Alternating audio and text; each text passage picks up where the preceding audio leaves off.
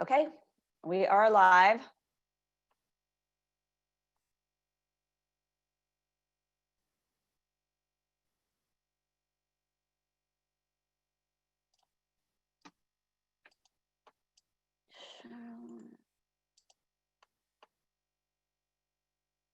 All right, and Charlotte, if you could make me co-host as well.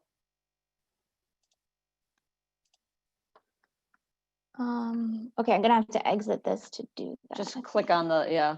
Oh, wait, up Will here. you see okay. me click on the three dots by my video face?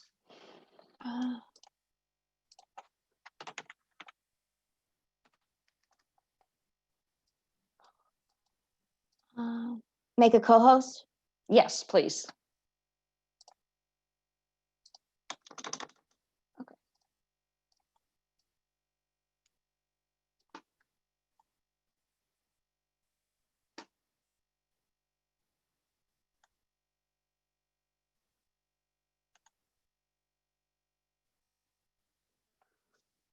And Betsy and I are ignoring the participants and leaving that up to you guys for the remainder. Yeah, of we're this. gonna.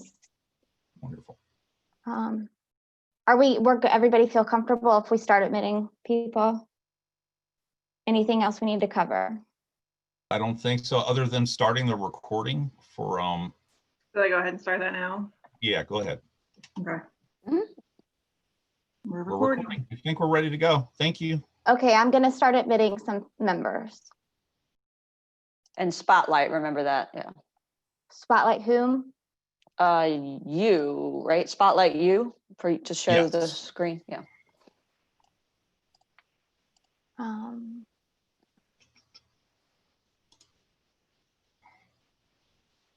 You may be able to go up in your upper right-hand corner of your own name, Charlotte, in your view, see three dots and then spotlight yourself potentially. On the toolbar? No, on the actual view of all the different people that are arriving in your speaker view. You probably can't see it. You may have to stop for just a second, stop your content. Okay, stop share. Yep. Now look at all the participants, find yourself, and then in your upper right-hand corner, there should be mute and three more dots. And on that three dot section, there should be a spotlight video. It says rename, mute my audio, rename, hide non-video participants, hide self view. Okay, so we're not going to go with that. You can go ahead and just start presenting and we will work on that spotlight on the back end. Charlotte, I'm gonna go ahead and let some more people in that I recognize. Okay, thank you.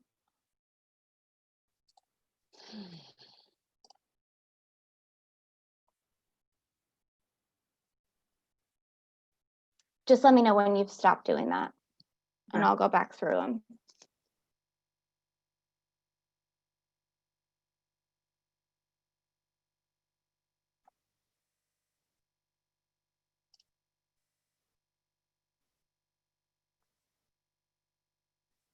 Good morning.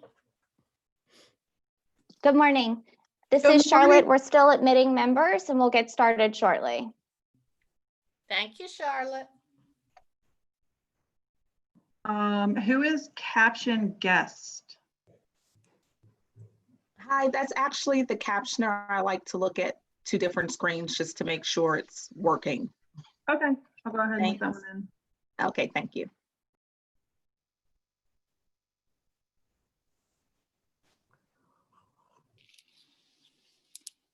All right, I'm done, Charlotte. Everyone else is like a phone number or, All right, we're just gonna admit and then, Good morning. hi, good morning. We're still admitting members to the Zoom room and we'll get started shortly. Good morning, this is Diana Pawaga. Good Hi, morning, this is Jane. Joanie Goldwasser. We're gonna do a roll call shortly. Thank you. I'm gonna go ahead and mute everyone so that Charlotte can give us information as people come in.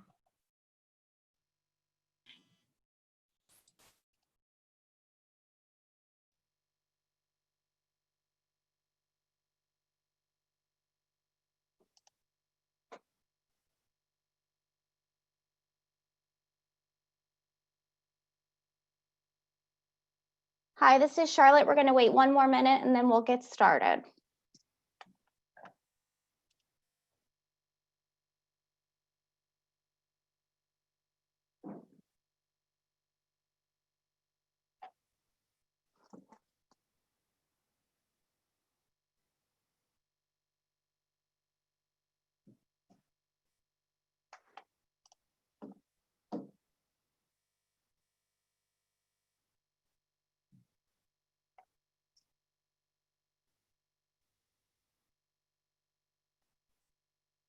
Okay.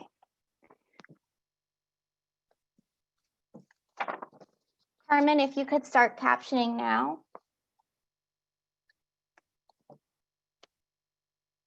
Okay, we're going to get started. Welcome to the Commonwealth Council on Aging meeting. We have a lot on the agenda today, so we'll have to be diligent in going through everything and conscious of the time.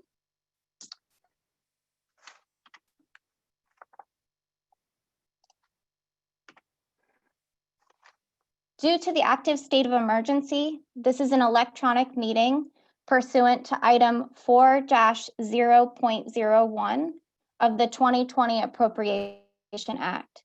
Meeting notice has been provided.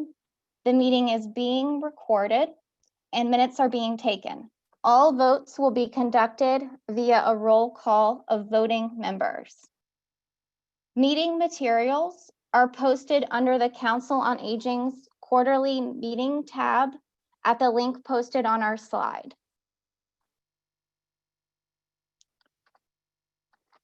Members of the public are able to live stream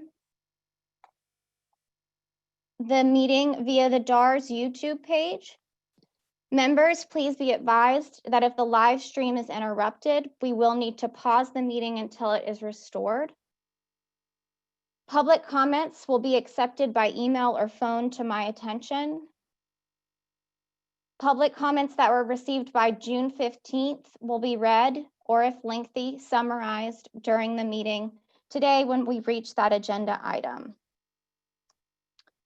We do have auto captioning available. You can go to the bottom of your Zoom functions and click on the closed caption button, and that will turn on captioning for you if you need it. For the Zoom functions, members, please keep your microphone on mute unless you're speaking. This helps reduce background noise. Also, before you speak, please state your name. Not only does this help your colleagues on the council know who is talking, but it also helps DARS staff with documenting the minutes. Not everybody is easily identifiable by the participants list in Zoom, so we definitely need people to self-identify when they speak.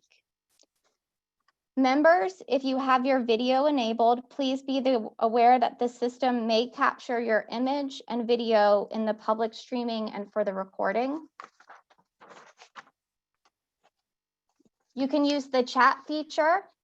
That is being monitored by my great coworker, Elizabeth. You can also use reactions, great coworker, for agreement, or clap to raise your hand to speak.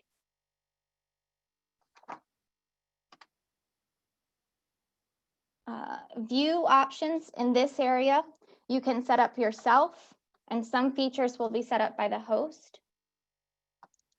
For all votes, we'll do a roll call, and you will be asked to indicate support, either a yay or a yes, opposition via a nay or a no, or abstention. Again, closed captioning is available if you would like to use that. And lastly, I would really like to thank the DARS video teleconferencing team, my colleagues in the policy division, and the DARS communication team for making this meeting possible. Hopefully, for you all, it looks like a duck on water, where it's very calm, but just know underwater, behind the scenes, we're working furiously to make sure that we meet all of the legal and security requirements for the meeting.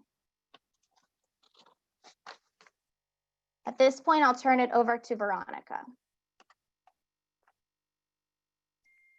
Good morning. Can everyone hear me? Yes. Wonderful. I want to welcome everyone to the first electronic meeting of the Commonwealth Council on Aging due to COVID. And I'm so glad to see everyone here. Do we have a quorum? I'm going to do a roll call right now of the quorum. Okay. If you hear your name, well, Elizabeth, will you unmute everyone? If you hear your name, please indicate your presence for the meeting. Deborah Davidson.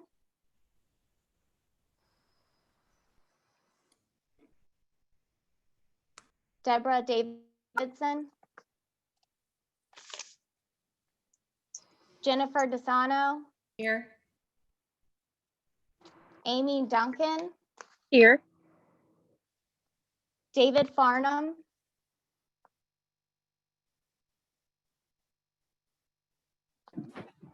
Joanie Goldwasser, Here. Carter Harrison, Here. Tresserlin Kelly,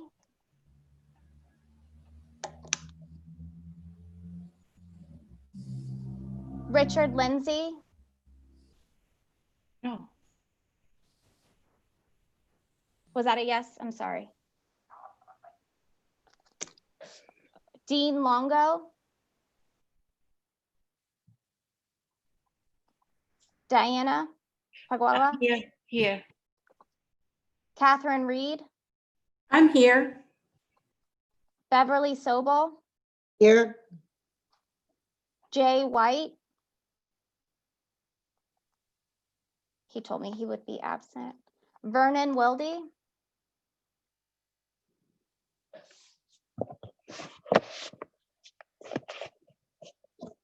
Veronica Williams, Here. Roland Winston, Here. Erica Wood, Here. Catherine Hayfield, Kathy Hayfield.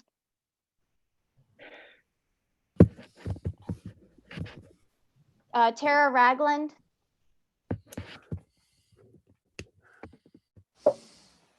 Kathy Hayfield's here. okay, thanks, Commissioner. Deborah Silverman, Here. Terry Smith,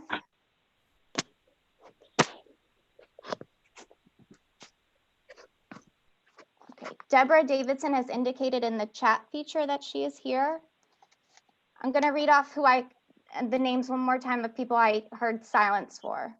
David Farnham, Tresserlin Kelly, Richard Lindsey,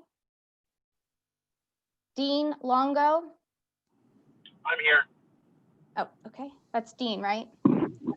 Yes, Dean is here. Okay. Vernon Wilde. Tara Ragland. Terry Smith.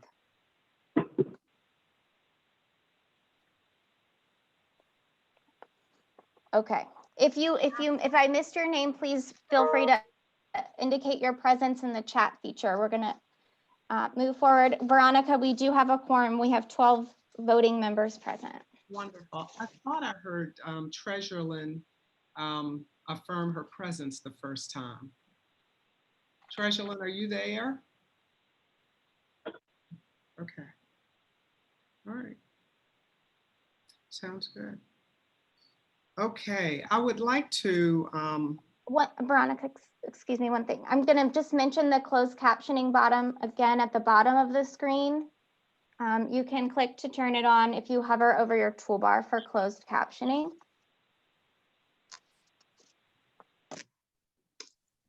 Thank you, Charlotte. I would like to, and because we're in a new format, it is likely that we may have a larger audience. I'm gonna ask everyone to please just introduce yourself for the benefit of the public and tell them a little bit about your connection to the subject matter.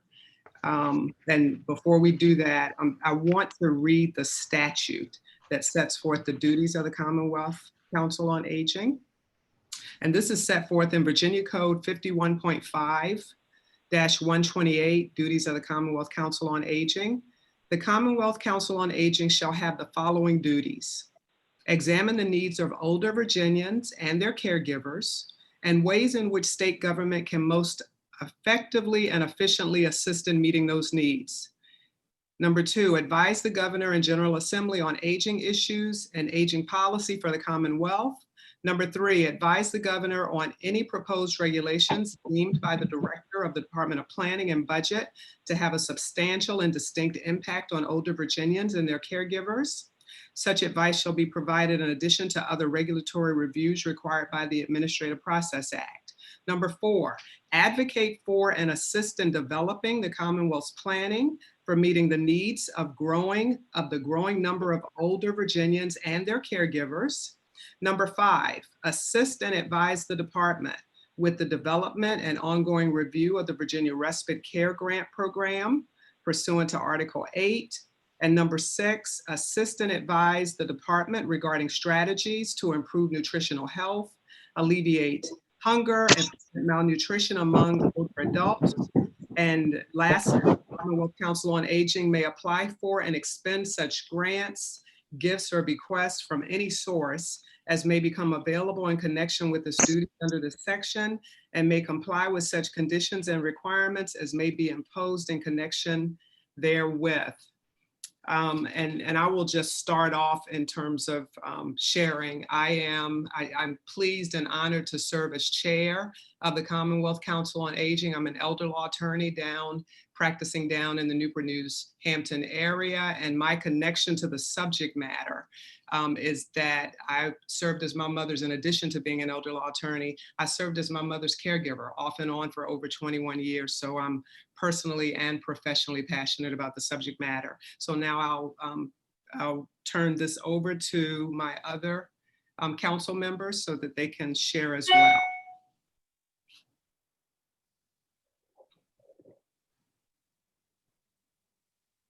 Do you have some kind of order? This is Jennifer DeSanto.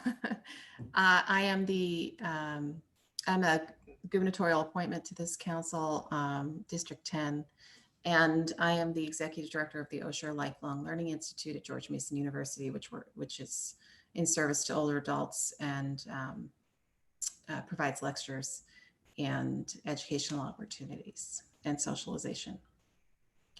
Thank you. Thank you, Jennifer, and you make a good point. Deborah, can you go next, please? Deborah Davidson.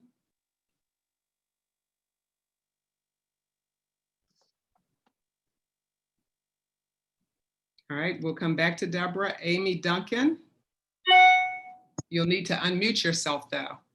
Hello, can you hear me? Yes, ma'am. Okay, I'm Amy Duncan. I work for the Office of the Attorney General, and my position is Programs and Outreach Community. My gosh, I forgot my role. Community Outreach Coordinator, and I represent the 9th Congressional District. Thank you, Amy. Thank you so much. Deborah, are you able to unmute and share with the public?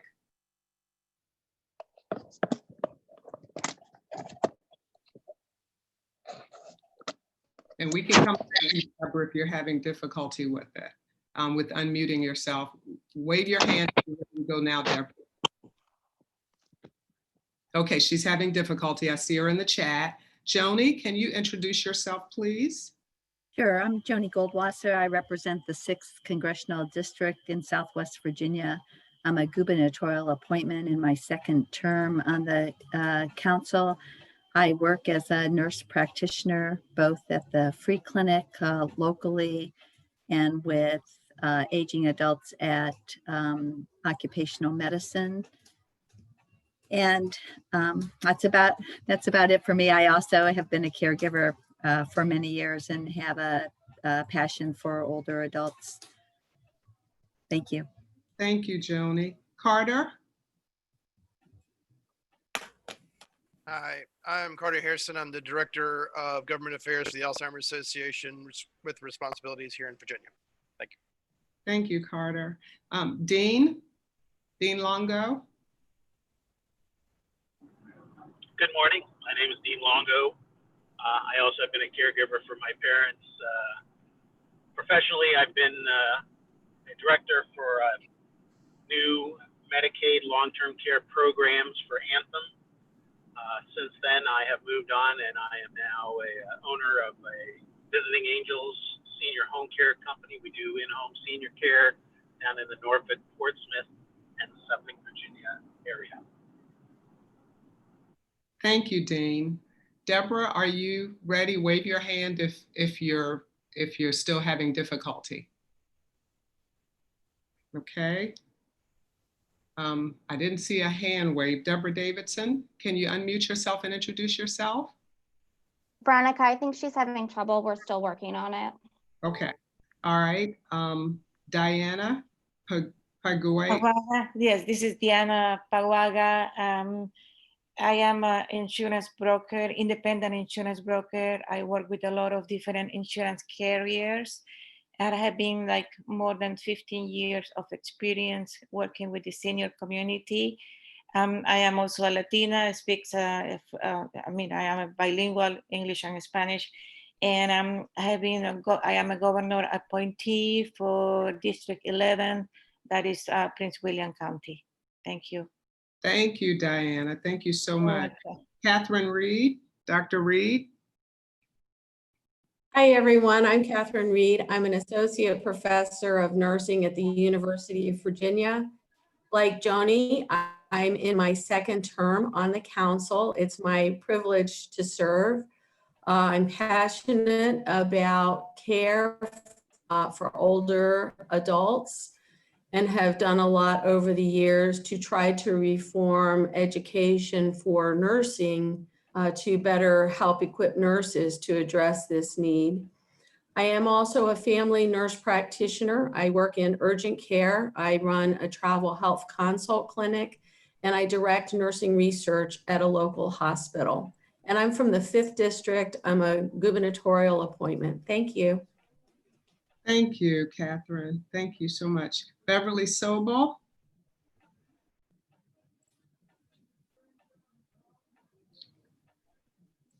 Beverly, can you unmute yourself?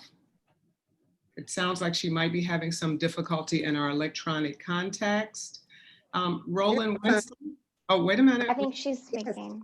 Yes, I've got it. Yes, I'm Beverly Sobel. I'm an appointee from the House, the Speaker of the House, and I've been involved for many years with issues related to the aging, and most recently, before my retirement, worked for many, many years with the Healthcare Association that represented individuals who are residents in long-term care facilities. Certainly a major issue right now. Thank you. Thank you so much, Beverly. And Roland Winston.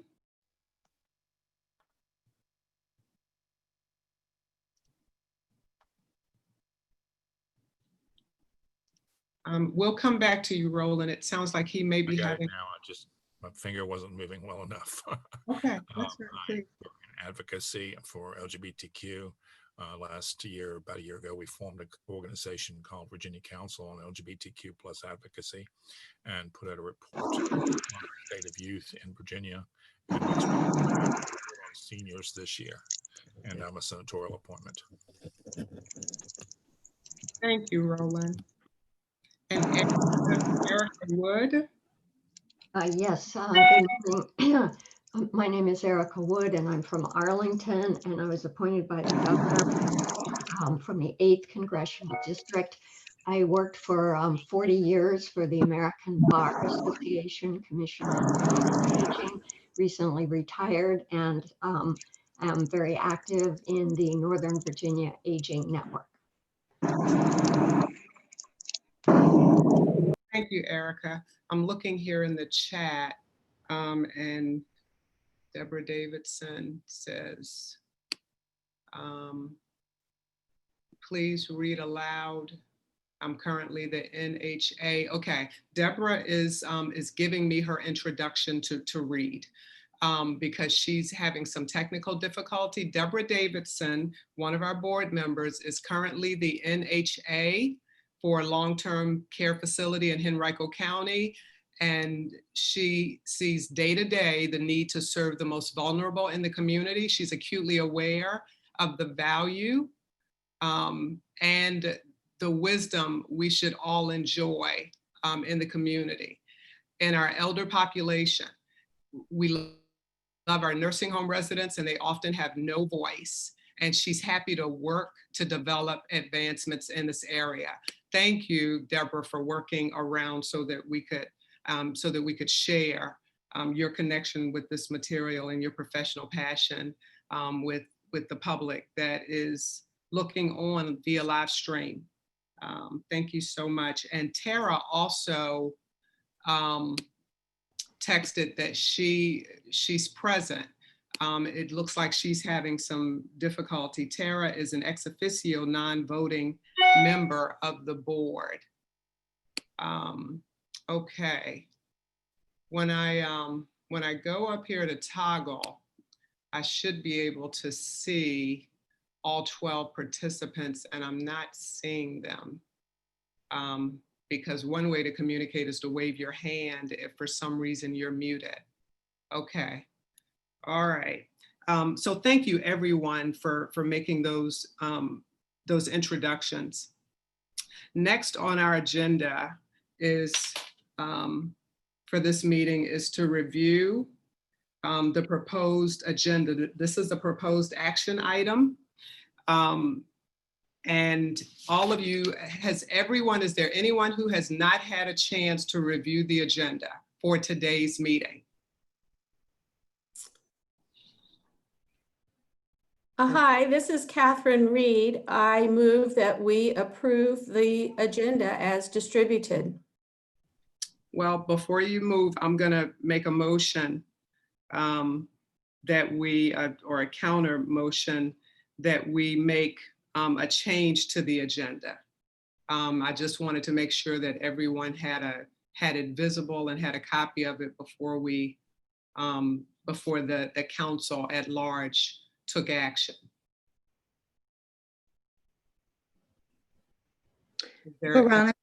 Veronica, I would also like to ask to add an additional item to the agenda. At what point might I be able to do that? I think this is the appropriate time, because if we're going to try to approve it or make any changes to it, the time to do that is before we approve it. And I'm open for staff to correct me if I'm not technically following the proper protocol under Robert's rules or under the bylaws. I'm teachable in that respect. So far, we have a motion on the floor from Katherine to approve the agenda. It does not have a second. There are no other specific motions that have been made. There is a counter motion though, from me. Okay, what is you haven't clarified it, so. Right. So I'd like to, and I'd like to share with the board members that I have been looking at the bylaws, and I see in Article 5, Section 4 of the bylaws that the chairman will present the minutes to the council for approval at the following meeting. I understand from staff that that the way that the agenda is set up currently is the way that it's been done for quite some time.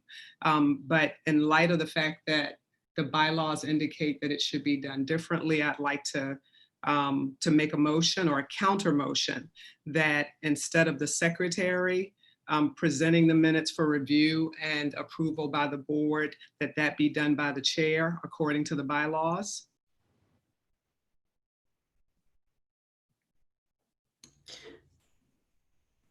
Second. Does that motion have a second? This is Jennifer DeSanto, seconded. Do we also need to add our other colleagues' change, or just do these one at a time?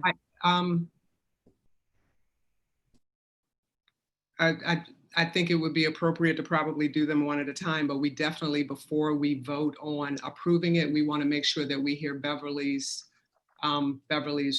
motion as well.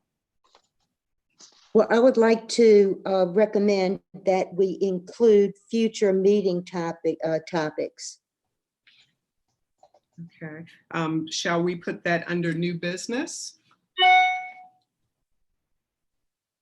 Is that a substitute motion? There's a motion on the floor that's been seconded. So let's do a roll call on the first motion. All in favor? Well, I think we have to ask if there are any other comments before you call for a vote. Okay. And you might repeat what the motion is that's being considered. Okay. There is a counter motion to have the chair present the minutes for review and approval by the board as opposed to the secretary to comport with the bylaws as they are currently written. Is there any further discussion? This is Roland. I have a question as to why this is occurring at this point in time. You've been chair for a good while, and I'm wondering is there a cause that has made you feel like that administrative staff should not handle this? Well, it's not administrative staff. It's on the agenda. It's listing the secretary for presenting the minutes for review and approval by the board at large before the board takes action to approve the agenda. But the bylaws state that that function should be done by the chair. And I'm just seeing that bylaws provision in recent days, so. Hi, this is Catherine Reed, and as the secretary for the council, in my second term, I guess we've been doing it wrong all along. Is that what you're suggesting? That we have not been following our bylaws, or has there been a bylaws change? I'm just a little confused. According to the reading of the bylaws, it looks like the bylaws were last amended in April of 2015, I believe. And yes, according to the most recent copy of the bylaws, we have been doing it incorrectly to the extent that the secretary has been presenting them to the full board for review and approval.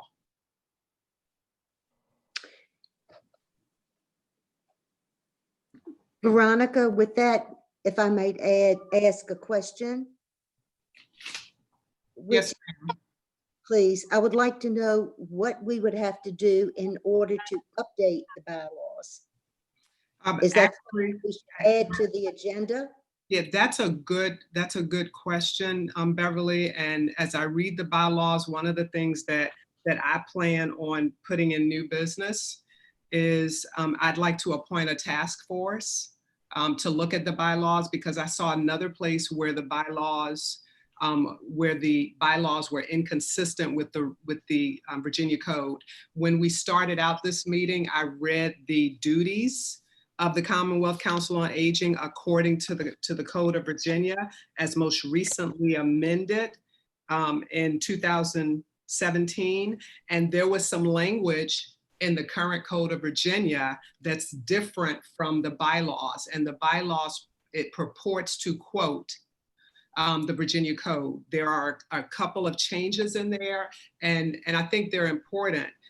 Whereas the bylaws speak to dealing with the needs of older Virginians, the Code of Virginia as amended and updated, the current Code of Virginia, speaks to older Virginians and their caregivers. And I think that's an important distinction, because it speaks to those areas that are solidly within our realm of jurisdiction as a board. So one of the things that I had pondered this morning, the bylaws indicate that the chair can appoint a task committee to perform a specific function. And that's one of the things that I think I need to do to address these things. But in the meantime, for today, I think that that what we need to do is make sure that we're consistent, that we're compliant with the bylaws. Hi, this is Catherine Reed, and I would like to suggest that many times bylaws updates do happen because, in fact, deviations start to occur and generate the need for the update. I've been on this council prior to 2015. I have no recollection of a time when the chair presented the minutes, and so maybe that's an update that didn't really happen even in the 2015 update. I really don't recall, other than my experience on this council has been that the secretary presents the minutes. And I would suggest that we continue our usual practice. And thank you for the suggestion. I think it will be a great asset to have a bylaws revision work group to look at these and other issues that could be helpful to this council moving forward. This is Roland, substitute motion. Yes. I make a motion that we make no changes in procedure from what we're doing right now, and that Veronica appoint a task force. Actually, I would assume that, and I'm not looking at them, that the bylaws call for a bylaws committee, so that we should review it and make changes if we need to make other changes as well. But that in the length of time that I've been on council, we've had no issues with the procedure as it is now, and I don't see the point in changing it until we review our bylaws and make revisions. I know that's long, so Yeah, my if I, substitute motion Roland, this is Charlotte. If I could interject, I am concerned that we have proceeded into the business of the council without actually adopting an agenda for which we're going to move forward. Okay. So I would caution that if the board wants to discuss a subcommittee for bylaws, that be added to the agenda specifically. But Well, that being said, at this point, Roland has made a substitute motion. Is there a second? This Oh, is Trestlin Kelly. I second the motion. This is Catherine Reed. I call the question. Okay. What's the question?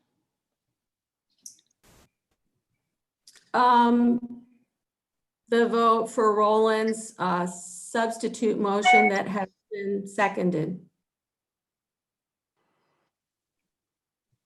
Okay. So so the substitute motion is that there be no change to the practice and how the minutes are presented today, and that a bylaws committee is formed by the chair. Is that correct, Roland? Correct. There's a second from Tresserlin. The question's been called by Katherine.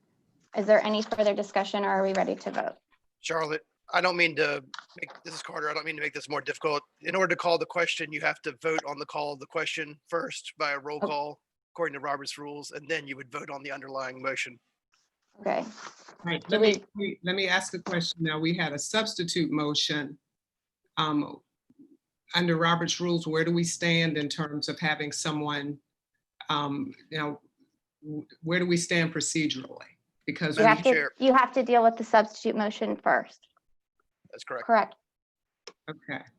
All right. So did we have just Katherine, do you want to call the question, or do we want it to just do the vote? Because if as Carter instructed for a call to question, we have to do a roll call for that and then the roll call for the vote. I'll withdraw the call to question so that we can move directly to a vote. Thank you for the clarification. Now, when you say substitute motion, we had 3 different motions. The first motion never received a second. There's a motion on the floor from you, the original motion to have the chair present the minutes. That was seconded by Jennifer Gisano. There's a substitute motion from Roland to not change the practice of the minutes and have the chair also appoint a bylaws committee. That was seconded by Tresserlin. Okay, so what do we do with the intermediate motion? Madam Chair, it's Carter. Under Robert's rules, you have to vote on the substitute motion first. If you do not like the substitute motion, you would vote no to then have a chance to vote on the underlying motion. If the substitute motion is adopted, then the underlying motion goes away. That's Robert's Rules of Order. Okay. Thank you, Carter. Okay. Well, we want to honor. Do we have the authority to act once we know that the current bylaws require something? Do we as a board have the authority to vote to act in contravention? That's my question. And I'm We're at looking the point that we need to vote on the substitute motion without discussion. Well, but I need to get some clarity from staff on this because we want to make sure we're doing this properly, whatever that is. Do we have the authority? And this is a question for staff. Do we have the authority to deviate from the bylaws? Once we know that we're acting in contravention to the bylaws. Now, I am going to exercise my authority as chair to appoint a special task force for the purpose of dealing with the bylaws, but do we have the authority to to disregard the bylaws? The view of the staff is that if you vote on it, if there's a vote to have the deviation that passes, then yes. Okay, then I will embrace the direction from the staff. So let's have a vote. Charlotte, can we do a roll call on the Yes. motion? Just to confirm, this is a vote on the substitute motion that was put forward by Roland and seconded by Lynn, that there is no change to the practice in the secretary presenting the minutes for today's meeting, and that the chair appoint a subcommittee to look at the bylaws. I'll now go through the roll call. Deborah Davidson, how do you vote? You can also do it in the chat. I'll come back to Deborah. Jennifer DeSano. Abstain. Amy Duncan. Yes. David Farnham.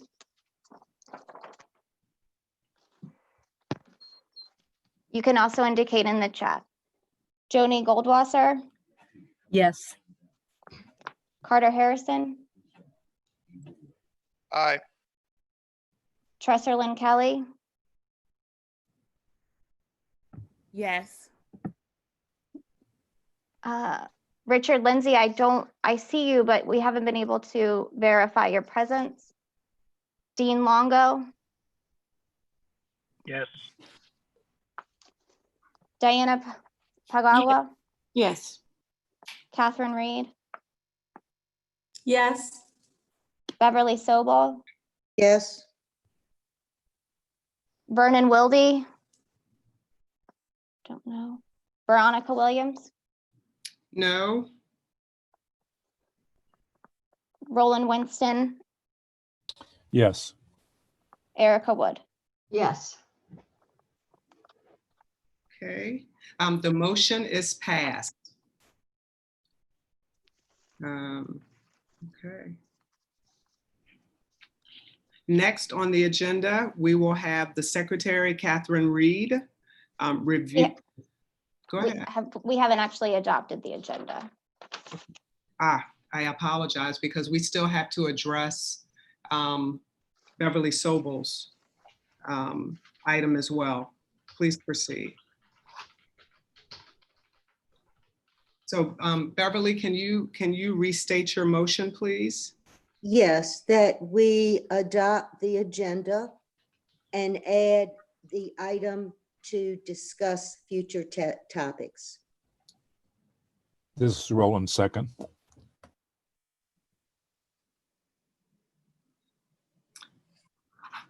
And I see Erica. Are you making a motion as well, Erica? Yeah, I also have an proposed addition to the agenda, so I'm not sure if it comes now or after you finish with Beverly's. Why don't we try, unless we have we'll just for the sake of efficiency, we'll do them one at a time. What is your topic? It might be closely related. My topic is I propose the addition of an item to schedule an executive committee meeting in view of the many items that have gone on over the past few months, the COVID and the deviations from our schedule and the upcoming General Assembly and so on. And what format? So I think we need to take these one at a time. So let's go back and deal with Beverly's and do a roll call on that, and then we'll come and we'll pick up yours with specificity. Okay, Erica? Yes. All right. So we have a motion from Beverly to add an item to discuss future topics. And we will do a roll call. Is there any discussion? This is staff. Can we get clarification on when in the agenda this future meeting topics is intended to occur?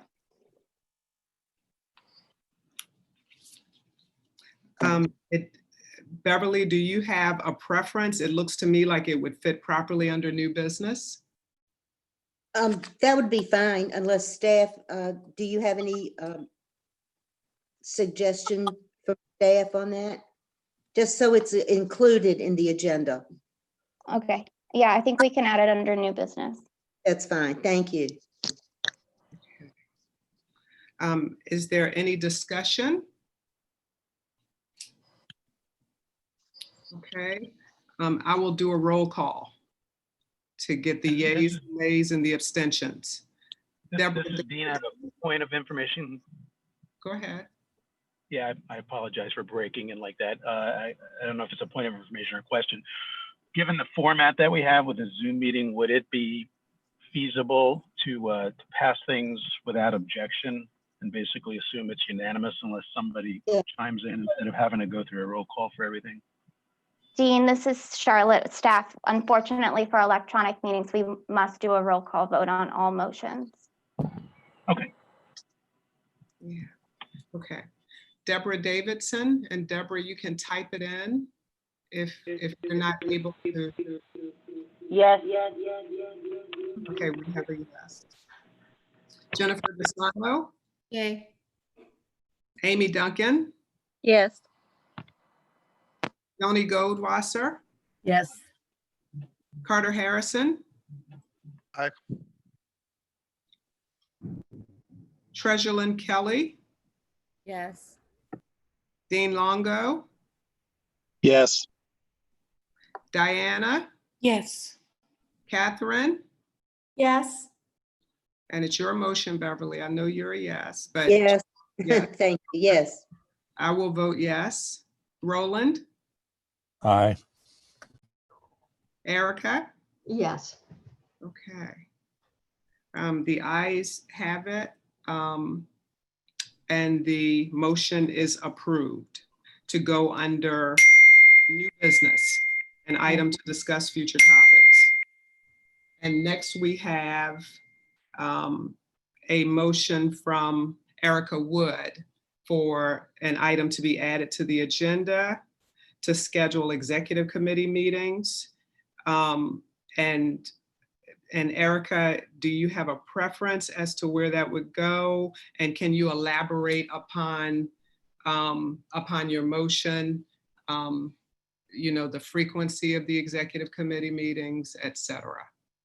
Yes. I'm thinking that it might logically go either probably right after the item on upcoming meetings, before new business, but I'm not, I'm flexible on that. I'm actually not proposing a series of executive committee meetings, although I hadn't thought of that. I'm proposing the scheduling of one executive committee meeting in view of all the ups and downs that we've been through over the past several months, and the necessary deviations from our meeting schedule due to the pandemic, the fact that we didn't have a quorum in December, the upcoming General Assembly, all seeming to call for the executive committee members to come together to help to shape the goals and objectives of the council. Now, what particular action items would you like to have on that agenda? And when would you propose that executive committee meeting be held? The agenda items would be the council's response to the effects of COVID on older Virginians, and what can we as a council, what is our response to that? That would be one agenda item. Another one would be our preparation in view of the upcoming August General Assembly, whether there are any items that we want to put before that special General Assembly session. And there might be other agenda items, but those are the two that come to my mind. All right, let me get clarity. The effects of COVID on older Virginians. Older Virginians. And our, in particular, our response. Obviously, the department has been responding, but I'm thinking of the council's response. And would you be, and are you proposing that in the executive committee meeting that under the bylaws, let me say this for the full council. Under the bylaws, the executive committee has the authority to take action on behalf of the council in between meetings. Are you proposing that the executive committee is going to take action on behalf of the council and without the full vote of the council at this meeting? Or is it, just a think tank with the executive council coming out with a recommendation for the full council to vote upon? Madam Chair, this is Roland. State your objection, sir. I don't have an objection. I wanted to make a suggestion that in the element of time and efficiency, that I would ask Ms. Wood about modifying the motion to simply having an executive meeting and allowing members to submit information that they would like to be considered at that meeting to the secretary to prepare an agenda.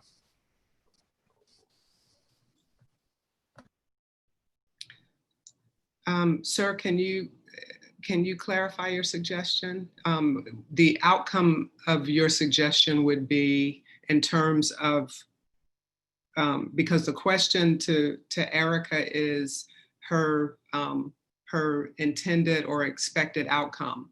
Is there to be action taken on behalf of the board at this meeting? Or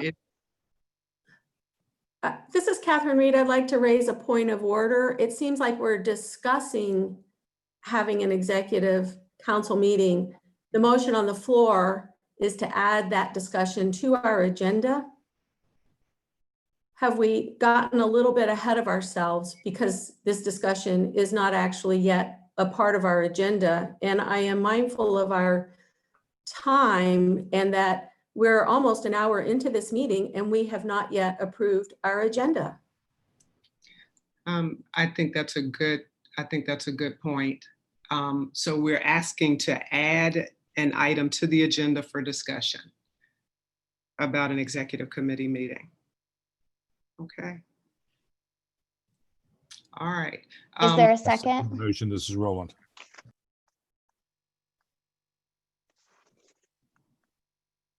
All right, we've got a second, a first and a second.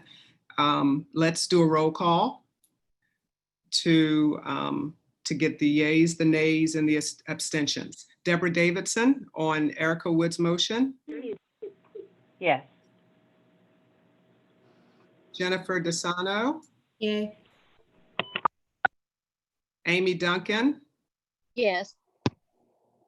Joanie Goldwasser. Yes. Carter Harrison. Yes. Treasurer Lynn Kelly. Yes. Dean Longo. Yes. Diana. Yes. Katherine. Yes.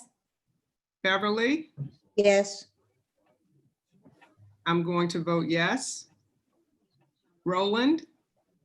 Aye. Erica, it's yours. Yes. Yes. Okay, the item is approved. Are there any other recommendations with regard to the agenda before we vote to approve the agenda? Well, I make a motion to approve the agenda. This is Jennifer. This is Catherine Reed. I second. Me too. Deborah Davidson. Yes. Jennifer DeSano. Aye. Amy Duncan. Yes. Joanie Goldwasser. Yes. Carter Harrison. Aye. Dean Longo. No. Diana. Yes. Katherine. Yes. Beverly. Excuse me, yes. And I'm going to vote no. Roland. Yes. Erica. Yes. The agenda is approved as stated. And next we will move into that portion of the agenda where the secretary presents the minutes to the board for review and approval. Thank you. And so we have two sets of minutes, and just by way of introduction, we have the September minutes that were presented at the December meeting for approval. We were not able to approve the minutes because we did not have a quorum.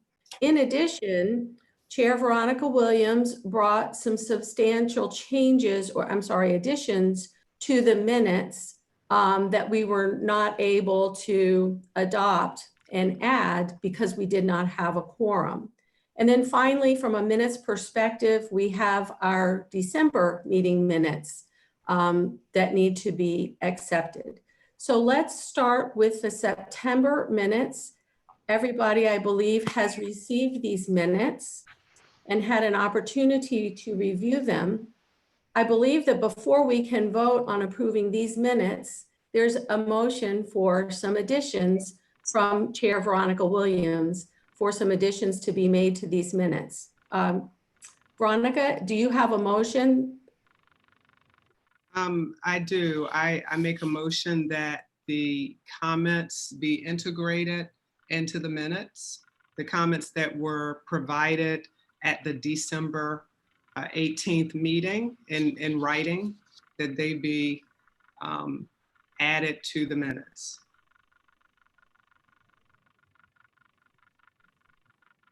Is there a second or a substitute motion or discussion? There is a bit of discussion. It is not. It's point of order, Madam Chair. I don't believe we can proceed, discuss a motion until we have had a motion, have a second to it.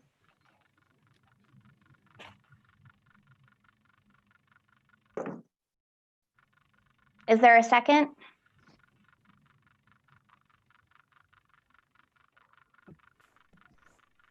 This is Roland, substitute motion. Substitute motion is not in order if there's no second to the primary motion. Thank you, I'm sorry. So you can make a motion, Roland. I'd like Can we to make a restate? motion, we approve the September minutes as provided by the secretary. Is there a second for Roland's motion? Second, this is Jennifer. Any additional discussion? There is. I would ask that the comments be integrated into the minutes, because it is not often that this board is unable to take action. And when this board reaches such an impasse that they're not able to take action, I think it's important for the minutes to accurately reflect the nature of the subject matter that was at issue. So from a standpoint of just making sure that the minutes accurately reflect the business of the board. May I ask a question, Veronica? This is Jennifer. Can you clarify which materials you want to included, and were they asked to be included at the meeting? Were they submitted officially at the meeting? Yes, thank you. We have a question from Jennifer DeSano about which exact handouts at the December. Quick question, Katherine, are we dealing with the September minutes? Yes. We're dealing with the September minutes, right? Yes. Right. Okay. At the December 18th meeting, we had a September 18th meeting, and then the following meeting was December 18th. We did not have a quorum at the December 18th meeting, so we were not able to take action. Nonetheless, we had a discussion. And at that meeting, I handed a set of written comments, because had we had a quorum at the December 18th meeting, it would have been appropriate to review the minutes. Veronica, I think we're talking only about the September 18 minutes right now. Yes. And that's fine, because the comments speak to the September 18th minutes. At the December 18th meeting, written comments were provided for the September 18th minutes. They were duly submitted and asked to be added to the minutes. So that particular handout was duly submitted at the December meeting for addition to the September 18th minutes. I would suggest that you asked for a motion to put those into the December meeting minutes then, not the September meeting minutes. They were actually submitted for the September, because today we're dealing with minutes from previous meetings. When we look at the bylaws talk about whoever is going to approve the minutes, have the minutes submitted to the council for review and approval. They speak to the prior meeting. So these comments were provided at a December meeting with respect to the September minutes. This is Roland.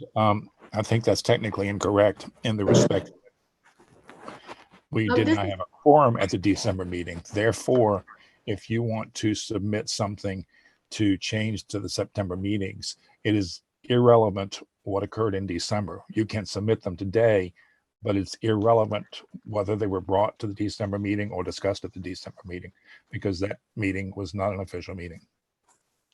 Hi, this is Katherine Reed, and I'm just so mindful of the time and that we've barely approved our agenda and now we're discussing minutes. And this is complicated because the absence of the quorum in December. The minutes, if it would help everybody, the minutes are largely provided by the DARS staff, and I'm so grateful for their excellent note-taking. And then these minutes are reviewed by me and then by the chair prior to being posted within 30 days of the meeting.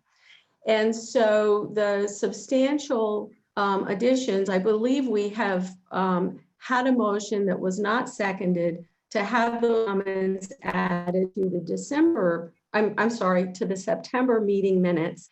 And I would like to advocate that we move forward with our September minutes and then address those comments in the context of what happened at the December meeting when we get to the December meeting minutes. And perhaps this could help us move forward a little bit easier. This is Roland. Call the question. Okay, so this is a question about whether we will proceed with the straight to voting. We're not actually voting on the motion. Veronica, do you want to do the roll call or would you like me to?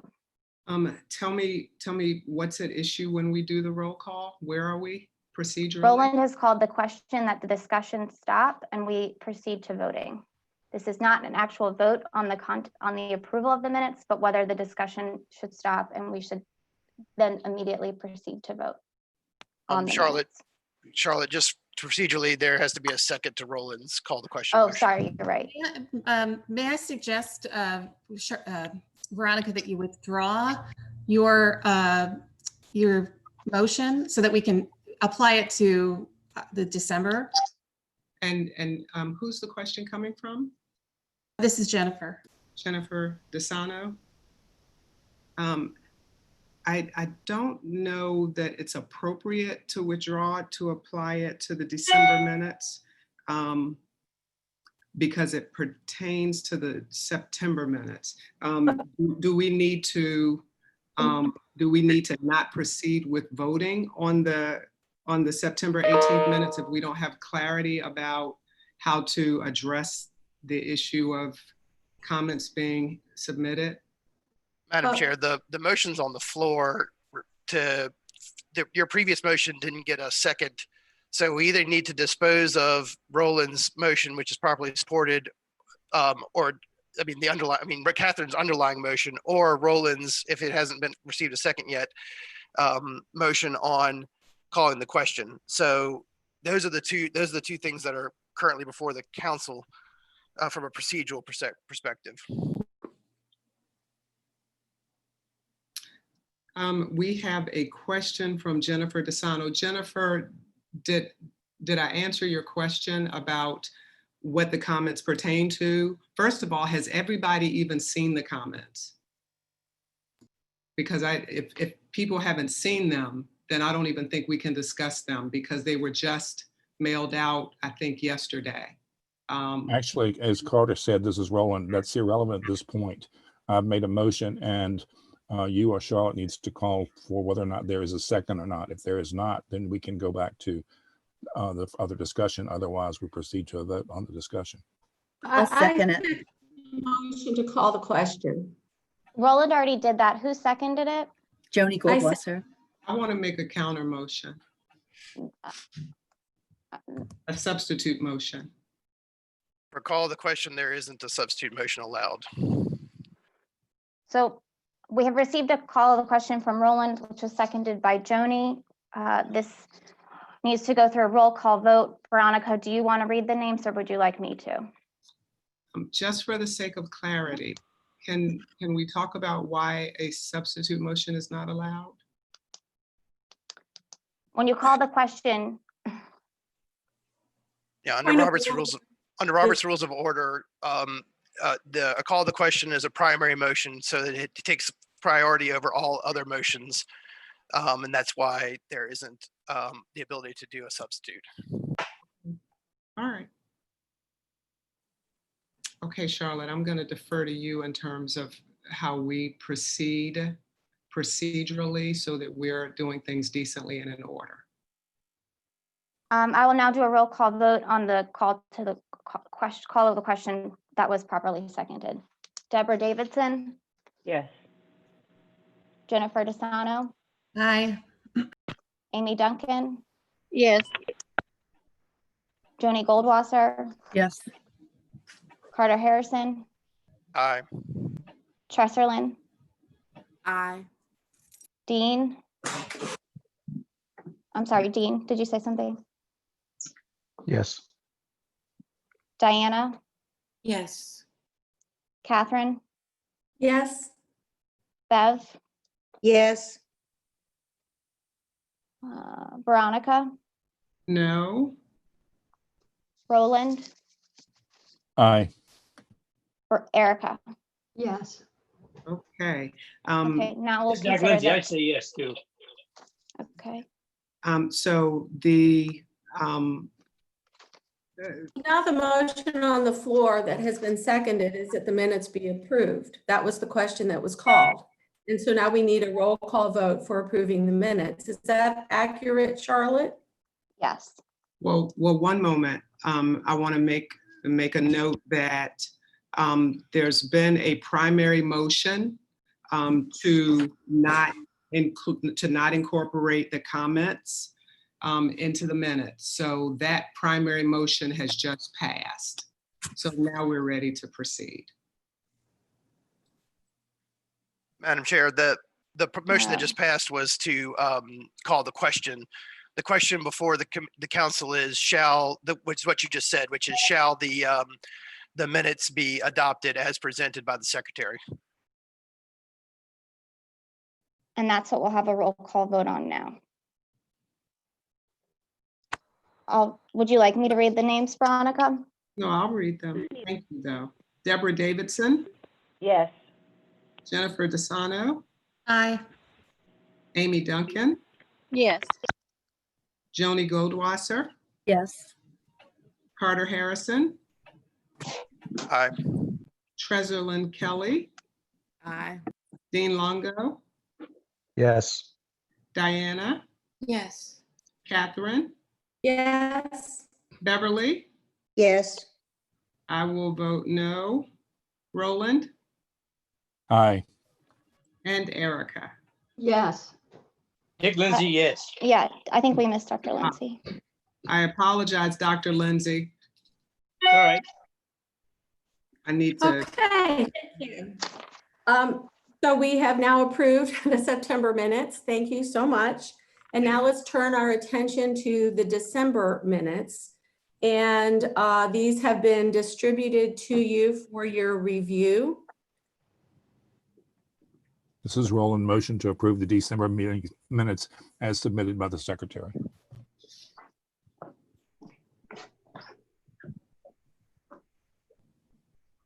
Thank you. Is there a second? I will second that. It's Beverly.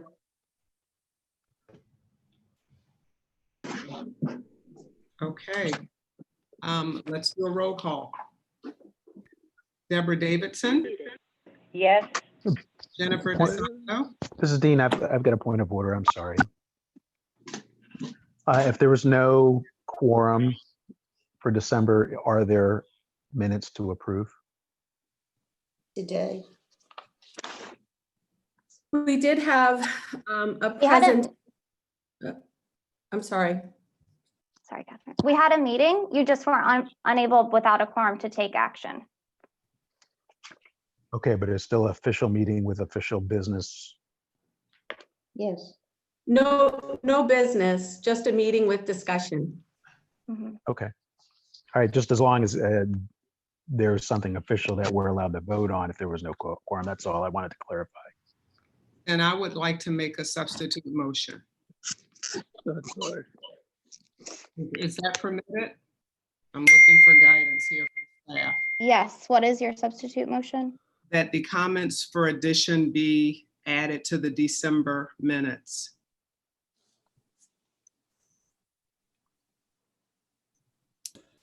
This, Jennifer, may I ask a question about these comments because we only received them yesterday?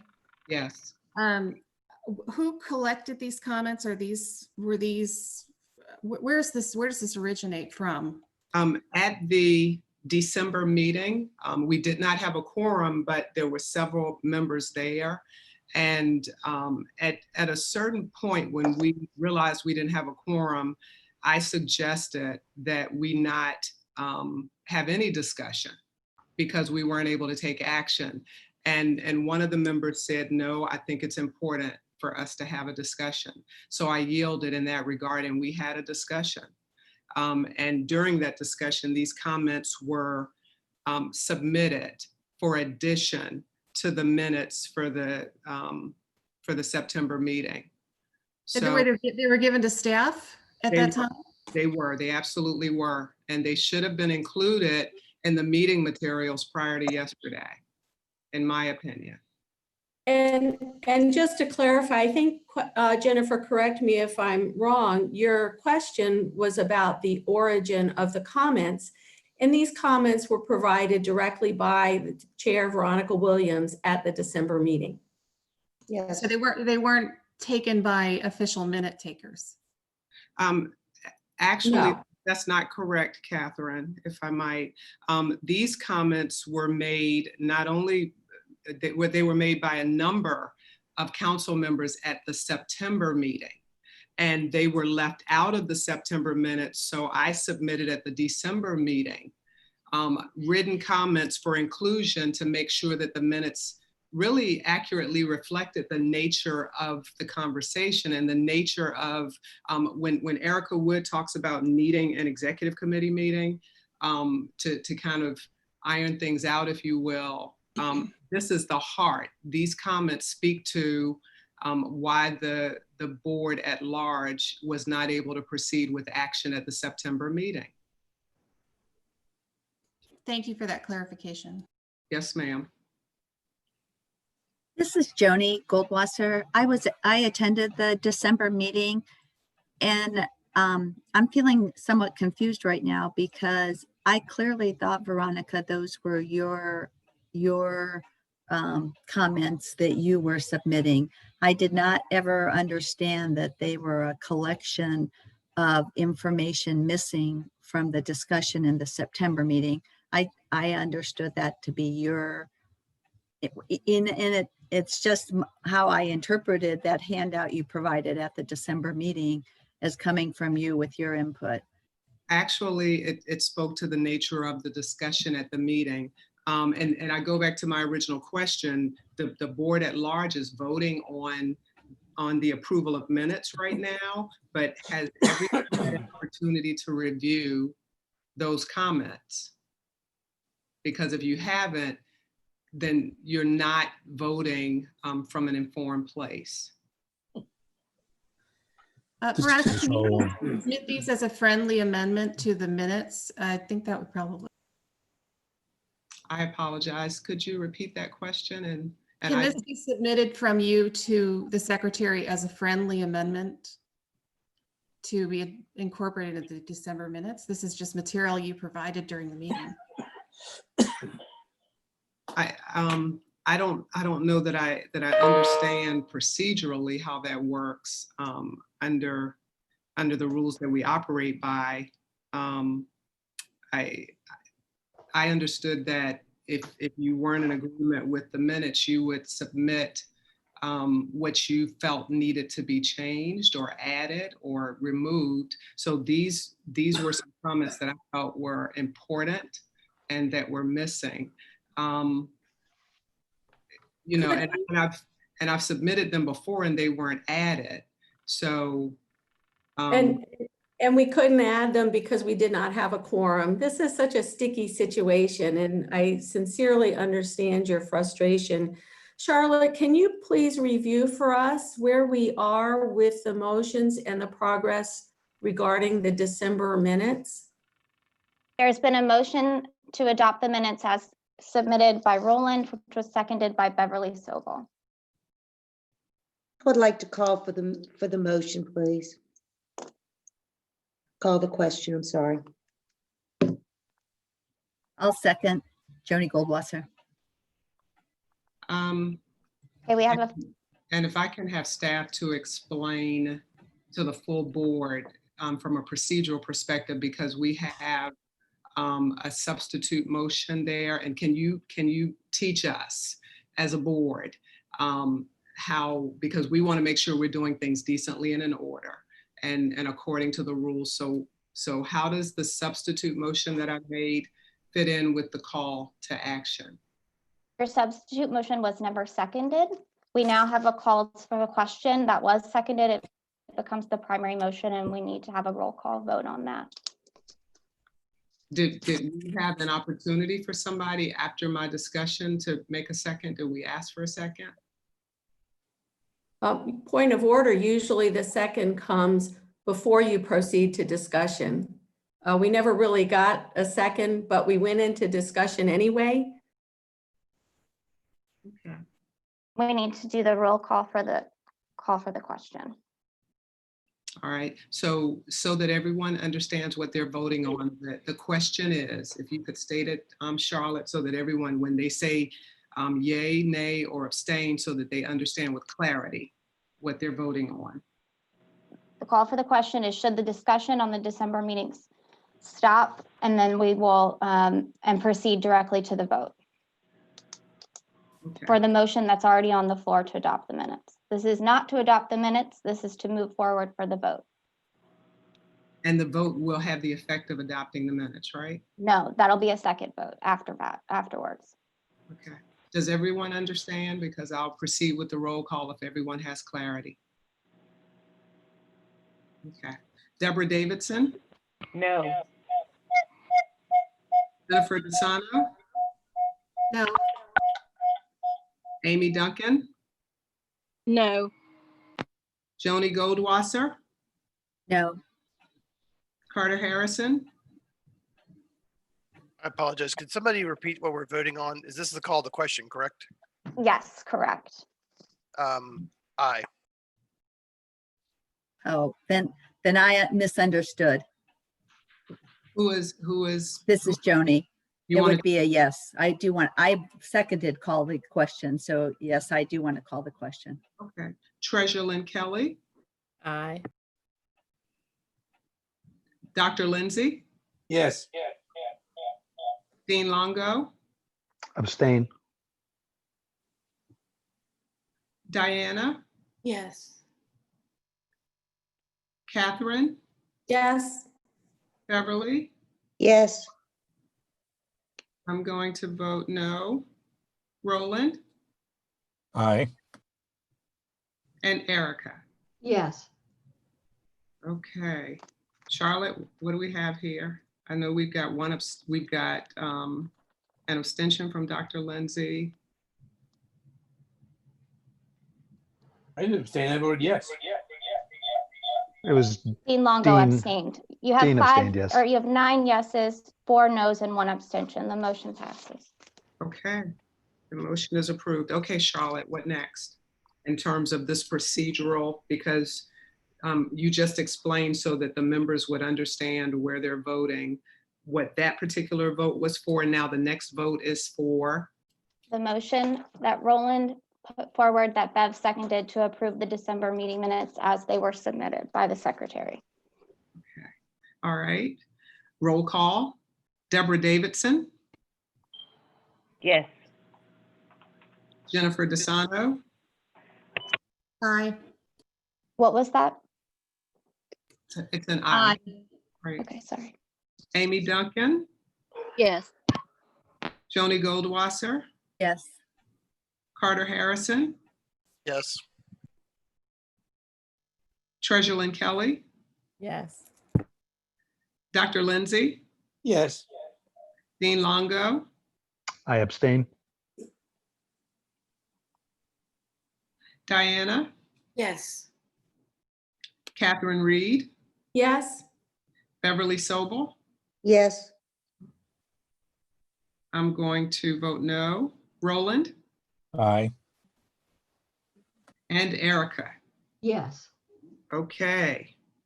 Madam Secretary, I'll defer to you. Thank you, everyone. I had hoped we could move through that a little more expediently, but we're done with the minutes for our last two meetings. Thank you. Okay. And next, Charlotte Arbogast will review the public comment received. There are no public comments received for the meeting. Okay. And next, Commissioner Hayfield will provide us with an agency update.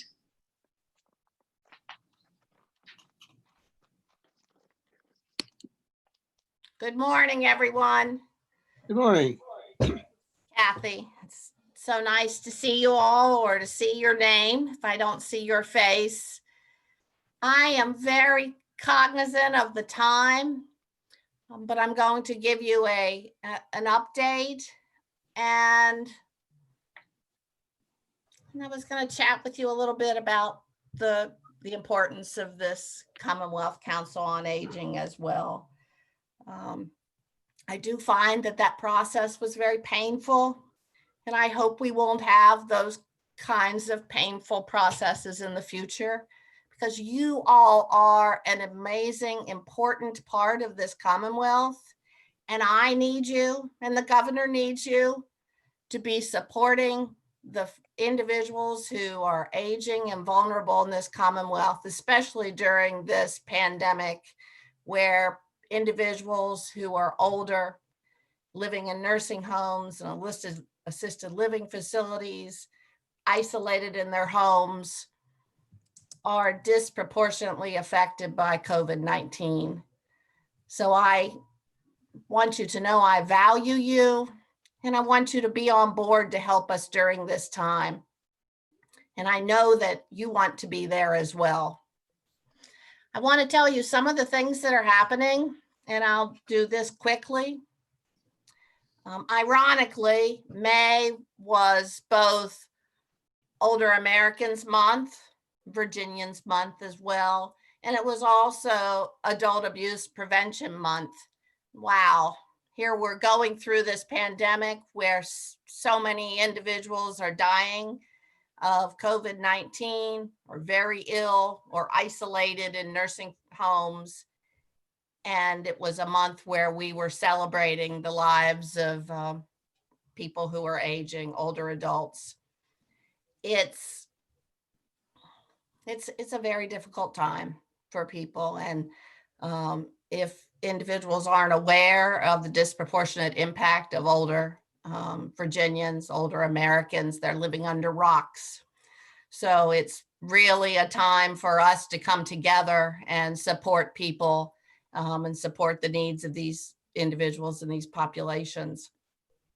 So let me tell you some of the good things that are happening, because even in light of all this tragedy, I believe that, and not that to be Pollyanna here, but there's a little bit of a silver lining, because we're becoming more and more aware, individuals who were not aware before, that there need to be changes.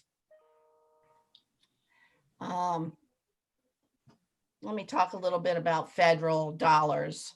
Federal dollars have come into the Commonwealth, 5.5 million in the Families First came to DARS that we provided out to our area agencies on aging that they've been using to expand nutrition programs.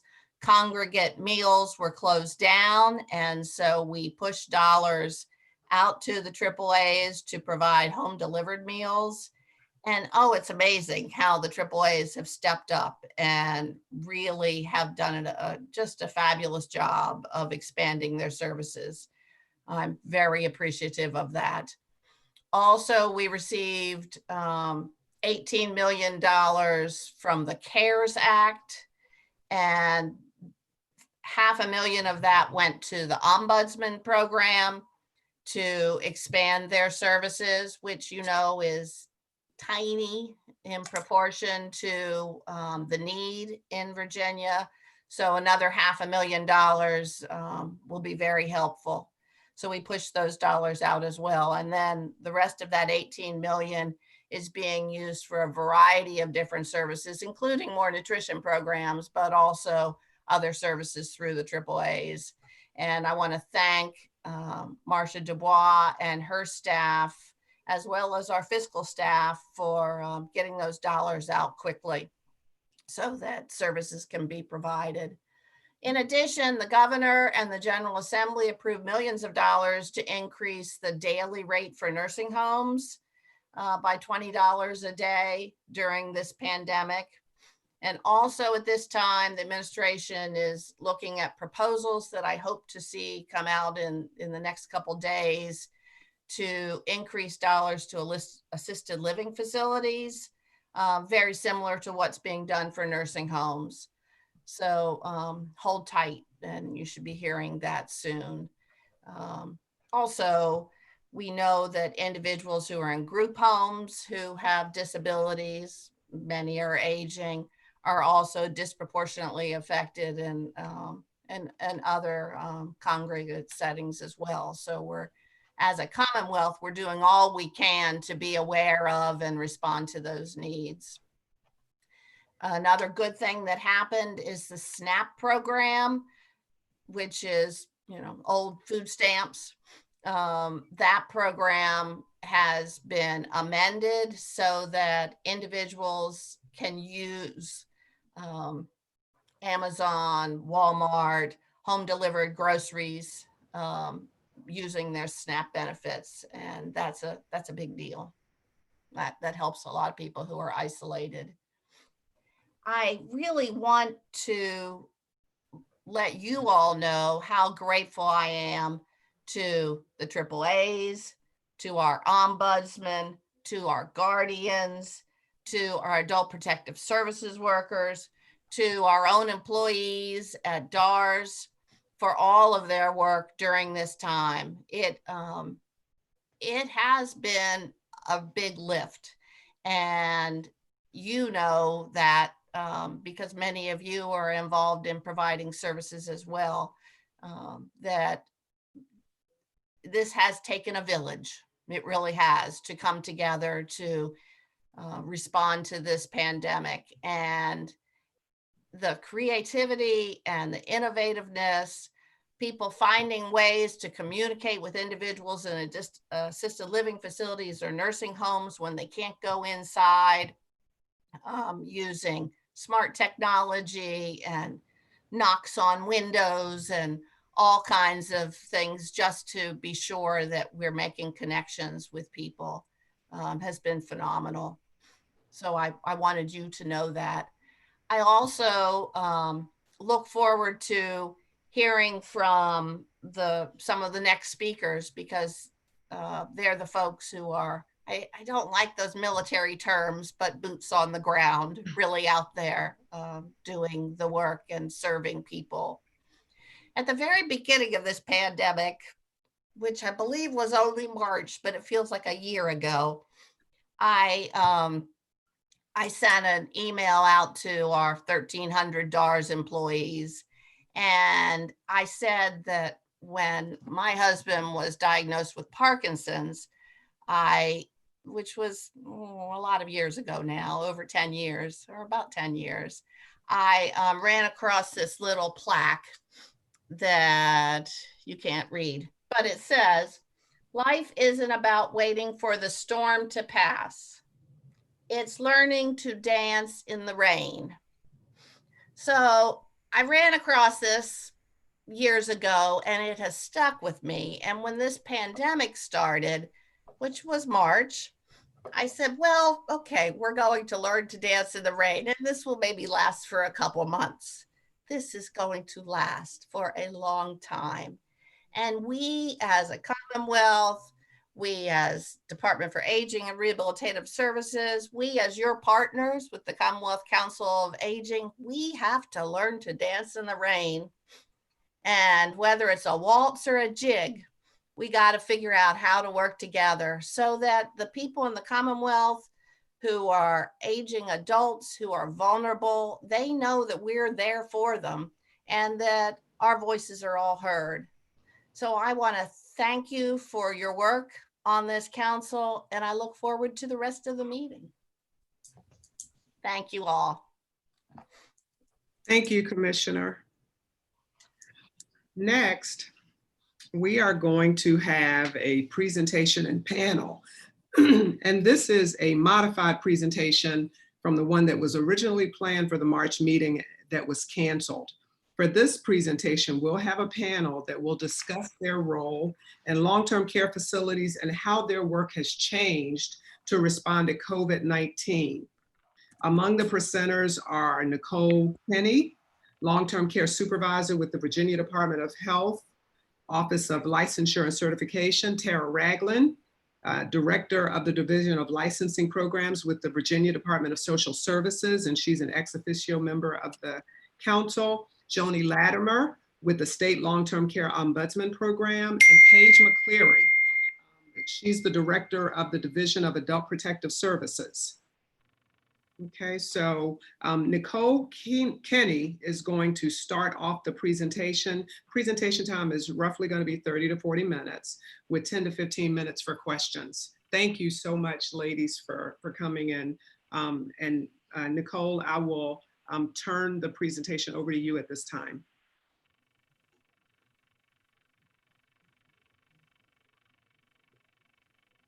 So Nicole is calling in. Elizabeth, can you unmute everyone or? I don't think I can unmute everyone at once. I have to do Okay, it I'm gonna just take a stab at some phone numbers and see if we hit Nicole. Nicole, start talking when you're able. I think she was 0682. Okay, it looks like it's unmuted. Nicole, are you able to speak? Yes, can you hear me? Yes, Nicole, thank you. Okay. Good morning, everybody. Thank you for having me here this morning. I'll just give you a quick overview about what's going on. I think most of you, anybody that is working with nursing homes are fairly aware of what's happening. CMS has issued many QSO guidance documents and directives since the beginning of the pandemic, but they did start off on March 23rd with a change in our survey activities, and they suspended all of our normal survey activities for nursing homes, and at that point in time wanted us only going in to do what is called a focused infection control survey, which focuses solely on FTAG 880, which is infection control, and emergency preparedness tag F0024. So when we go into the facilities, we are specifically only looking at those requirements. We also are doing the majority of our surveying off-site, trying to keep our staff out of the hair of the nursing home staff, as well as reduce the amount of time that our surveyors are exposed in facilities, and our surveyors are potentially exposing other people. We go in full PPE, just like we expect the staff to be in, so that we are limiting our exposure as much as possible and still doing what we need to do as being directed by CMS. So we are doing the targeted infection control surveys, and we are also doing any complaint investigations that arise to the level of immediate jeopardy, which means we would get a complaint that would be triaged as something we needed to go into the facility within 2 days. And that does not have to be only infection control. That can be anything that would rise to the level of a 2-day complaint investigation. So right now, those are the only 2 survey activities that we are authorized to conduct.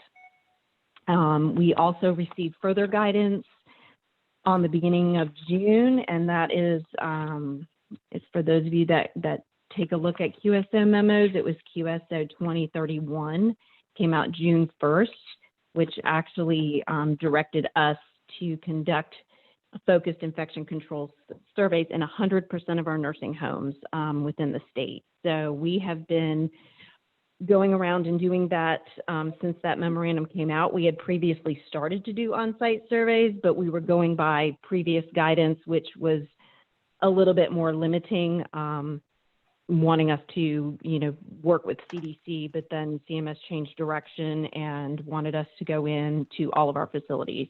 So that's what we've been doing. Going in, and again, we're very focused on what we are looking at. We're conducting as much offsite as we can, and then mostly doing our observations and interviews on site. We also have some additional survey activities in addition to the focused infection control. I shouldn't call them, they're not different survey activities. They're still focused infection control. They're just different guidance on when we have to go in, and that is spelled out in this QSO for new COVID, newly not diagnosed, but newly, I guess diagnosed is a good word, new COVID residents that were infected in the facility, meaning they weren't admitted already COVID positive. If a facility has a new outbreak, or if they have a cumulative confirmed cases at greater than 10% capacity, or suspected at greater than 20%. So there's some additional guidance to us as to which facilities will require potentially more than one focused infection control survey. So we may actually be in a facility more than once based on whether a facility's numbers change. So that is what we are doing right now. I'm sorry that I jumped right into the COVID piece. If anybody has questions about what we do on a regular basis, I'll be happy to answer that, but that is what's happening right now. So I will go ahead and pass on to, I think, Tara. Or did you want me to take questions now?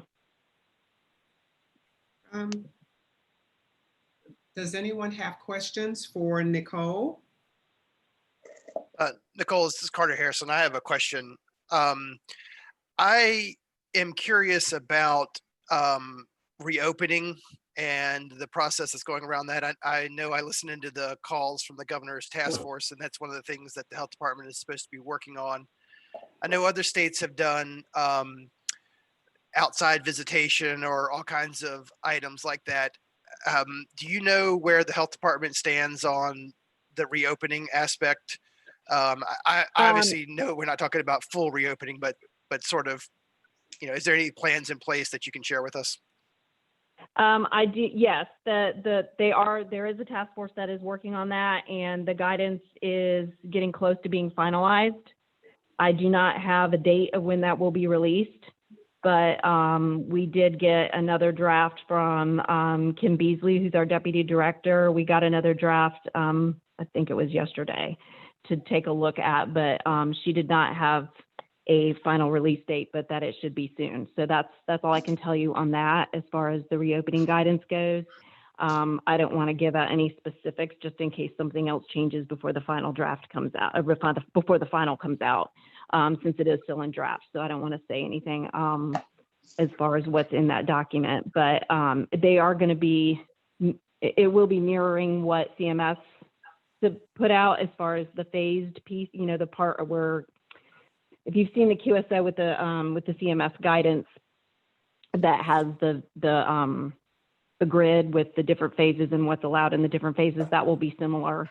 But the state will be dictating different testing requirements than what is in the CMS guidance, because that's pretty limited, and they did defer to the states on that.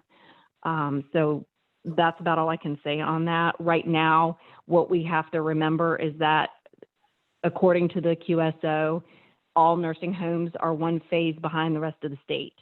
So we are currently in phase 2 for the whole state. I can't remember if Northern Virginia moved into phase 2 yet. I think they did. So that means all nursing homes are still in phase 1. And if they get any new COVIDs, if they've recovered and then they get any new COVID positives, they return to a previous phase, which is going to back them up. So right now there is no change in visitation.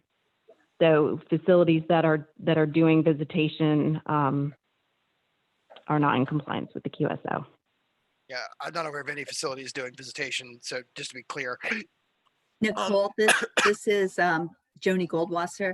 It's my understanding that the nursing home facilities are all testing patients twice, so it's a double negative when they report their information. Is that correct?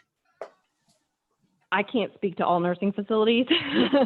I can only speak to ones that my staff have done surveys on, and we have not seen that in all of our facilities at this point in time. Doesn't mean they're not going to. I can't say. That's just what we've seen. There will be requirements, though, in the reopening guidance that will spell out what has to be done. And at that point, it becomes a requirement. Thank you.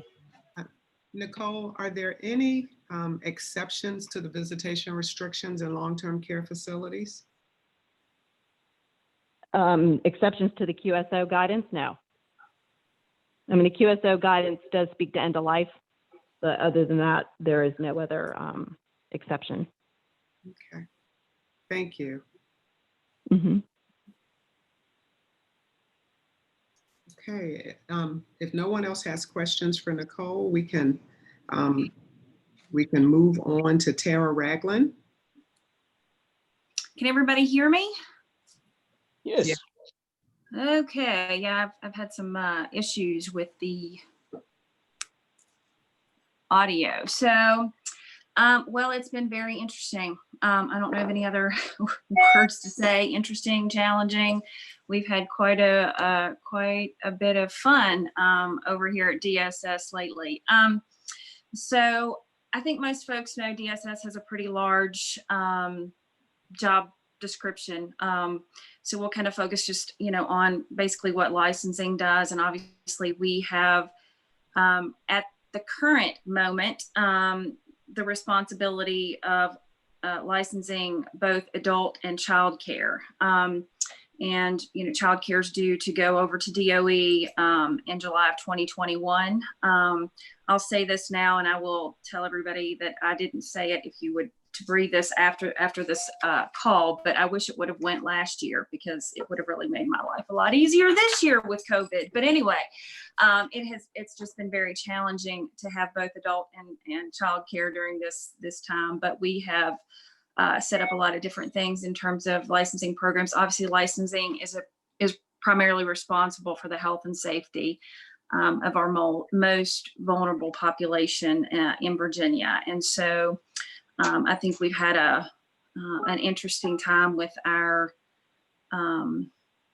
long-term care facilities. And so obviously we have 2 programs that fall under what we consider long-term care, and that's our assisted living facilities and our adult daycare. Now, most of our adult daycare facilities closed, and we're starting to see some of those reopen during the last probably couple weeks. We've seen, probably half of them reopen. But one of the large changes that we've really had to take on a couple different roles. We pretty much suspended all of our inspection processes in the early parts of COVID. So from the time that we stopped working, we pretty much went completely telework, set up our folks at home and started to work on preparing for desk reviews. And so we were trying to figure out how we could get everything set up to do some desk reviews. We are mandated by the code to have a certain number of inspections done. And so obviously we weren't sure how we were going to be able to meet that per code. And so we decided that we were going to try to figure out how to set that up. So that took some time, but as we progressed through this, and obviously we had some things that we were able to request leniency on. And so there was a whole host of those things. And if you go to the DSS website, you can kind of see a lot of the things that we worked on through that process in terms of leniency. And obviously we had a lot of questions coming in. This was something new to our providers. You know, we kind of equated it in the beginning to something like norovirus. And so that's kind of how we were talking folks through it. Just work your infection control plans, make sure you have, you know, those systems in place, and kind of go back to those types of, you know, processes that you use. But obviously, you know, it is somewhat different. But, you know, we worked through this process and realized, like everybody else, they didn't have, you know, the proper equipment. They didn't have the proper PPE.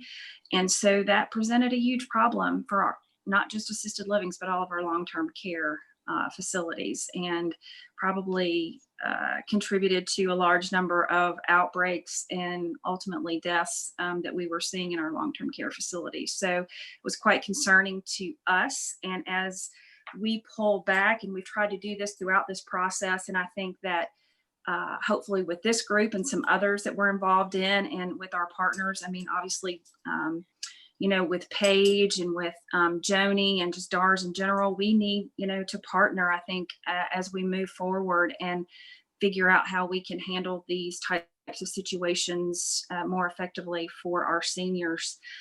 We're trying to go ahead and put together some protocols and look at, you know, what we need to do in terms of after action items. You know, what happens if there's a phase 2 of this, or what happens when there's something else that comes down the pike, so that our providers are prepared. I think one of the things that we've really come to understand through this whole thing and this ordeal is our assisted living providers do not have a good understanding, at least from what we're, you know, the big picture is the just infection control protocols. Do they really have a good handle on the donning and doffing of PPE and the fit testing that's required for N95s? It was really incredible that they really didn't understand, you know, just that there was a process for fitting N95s. And so, you know, we've had to take on a lot of just different roles with our staff. So, you know, now obviously with the governor's long-term care task force, there's, you know, kind of 2 different components. There's the executive committee, which I've been fortunate to be a part of. And then we have the bigger group. And, you know, as we kind of work through this, we've been able to work with VDEM. And so now DSS is now the distribution, you know, kind of distribution, I don't want to say site, but we kind of help facilitate deliveries for the PP&E for our assisted living providers that aren't able to secure PP&E through normal distribution. You know, if they didn't have the ability, you know, through like a McKesson or something like that to be able to get, you know, PP&E. The first couple orders were quite interesting because I got a call literally on probably at 2:30 on a Friday afternoon from FEMA that said, we have PP&E coming from your assisted living facilities. Where can we deliver it to? And I'm like, what do you mean, where can we deliver it to? We are not, you know, we have offices. We don't have delivery sites. We don't have warehouses. So it was extremely interesting in terms of how we were going to be able to set this up. So I literally had 6 minutes to determine where we were going to put several thousand pounds of PP&E for the state of Virginia for all 8 licensing facilities. So we had a really interesting time, but basically what we did was we took all of our conference rooms in our facilities, and we had our general services folks put new locks on our conference rooms, and we became PP&E supply for assisted livings for a couple weeks until we could figure out a better way to distribute that. So we got it done. And so we added procurement to our resume and licensing. So we've been able to do a lot of different things. You know, the process is much more smooth now, and you know, those deliveries come straight from VDEM and are able to go straight to the facilities, and they actually package it and have their names on it. So it is a much more fluid transition than what it was in the beginning. But I think it just proves how resilient state employees can be when they have to be. So I'm very proud of what our folks have had to be able to, what they've been able to do through this process. Obviously, we've had to do a lot of FAQs and look at different things in terms of, you know, again, we haven't done inspections. We've started doing desk reviews, which means, you know, the mandates and those types of things. We've had to just kind of pull back and say, now licensing is more of a resource. How can we, you know, help folks? And then as we start to, you know, kind of move forward, and I think as the last speaker was talking about, we're looking at, and I don't know, we call it reopening. Assisted living is a little bit different than the nursing home side, because we can't necessarily mandate the same types of things because we're not federally funded. So we have just asked our providers that we have strongly encouraged, I think is the term that we use, that they follow, you know, CDC guidelines and the CMS mandates. And I think a lot of our providers have done that. They've done their very best to try to follow those pretty stringent guidelines, and they've limited visitors, and they've done everything pretty much very similarly to what the nursing homes have done. But now, as we start to see Virginia reopen and we see families that are very concerned about the isolation piece for their loved ones, and, you know, we start to get the phone calls about what do, we feel like we need to start allowing families to visit.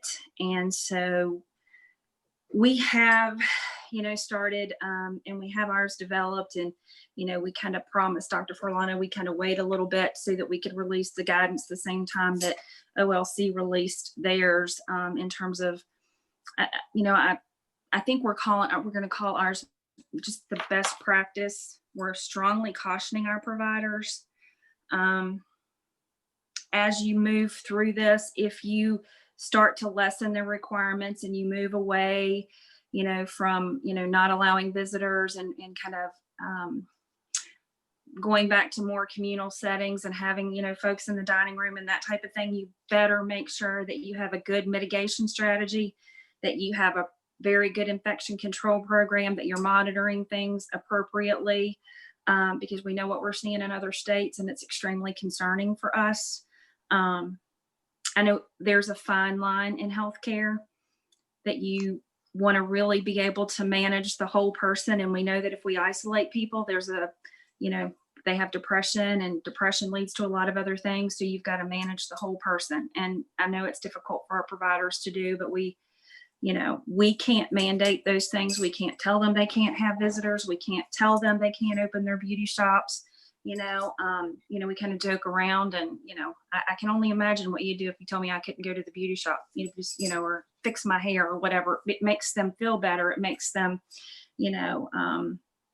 have that connection. And so when we don't allow that, we understand that there can be failure to thrive, and we see a lot of different things happening. So we're trying to figure out these best practices and help our providers be very strategic and very methodical as they move through this. And it is different than, the nursing home side, because they can kind of mandate it where we can't. So we're just trying to put some very strong language around things. Now, obviously, we're saying if you don't have a good mitigation strategy and you fail to provide proper infection control practices, we can come in and cite you, and we can do those things. I mean, we don't want to be punitive, obviously, but, there are things that we can do, if they fail to meet some of the current guidelines that we have. But,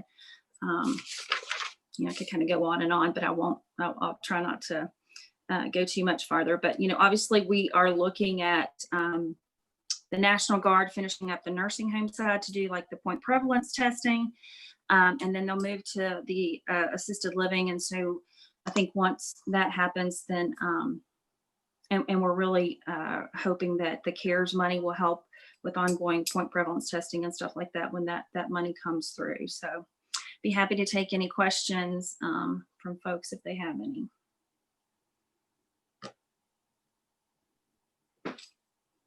Sarah, I have a question for you.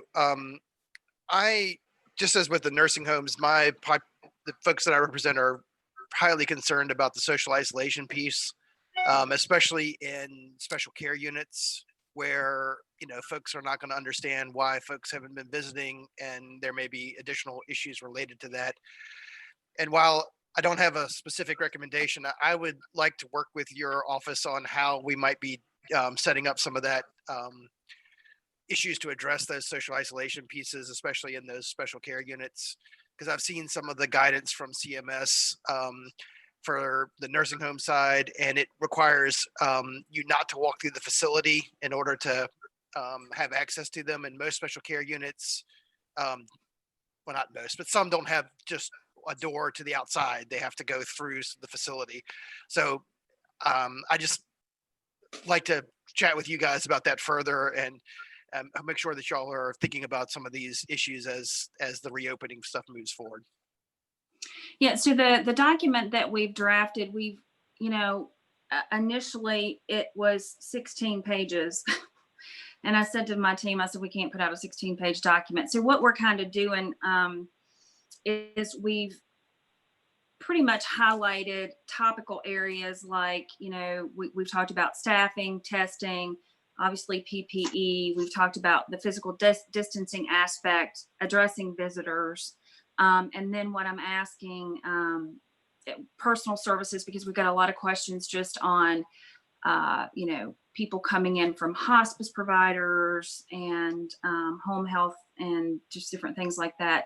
Transportation, whether it be the facilities transportation or a third party transportation. And so, and I think this is probably going to be a real opportunity for dialogue with everybody. I'm asking my team to take each of those and kind of break them down into some best practice, you know, one-sheeters to really help facilities develop a mitigation plan and strategy to incorporate for their, again, I hate to use the term reopening, but as they start to allow visitors and things to come back in, because one of the things we have emphasized, Carter, to your point, is each facility is so different.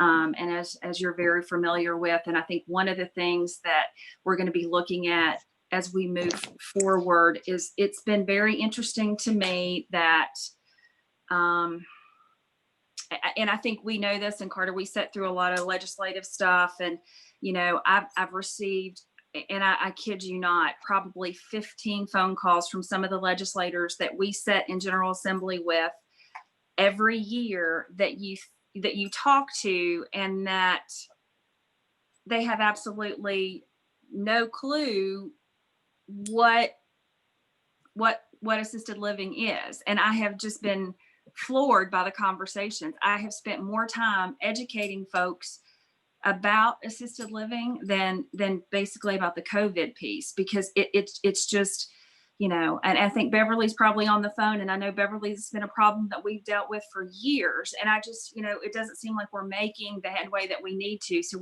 we need to really start figuring out how we can educate not just the community, but our legislators and people out there about assisted living, because even in our own secretariat, it was just interesting that they didn't really know the difference.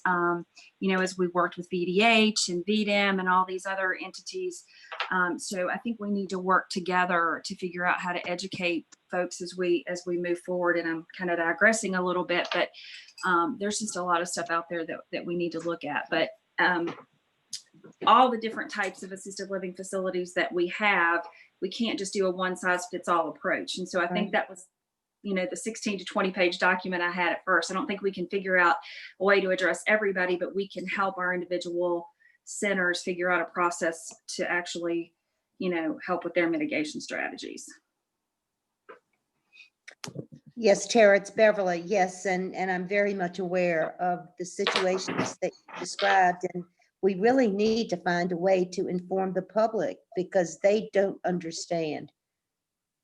There's no uniformity, and so maybe that's something we could work on together. Yeah, I think, you know, we were just talking about, it's got to be like almost like a grassroots campaign that we have folks involved in.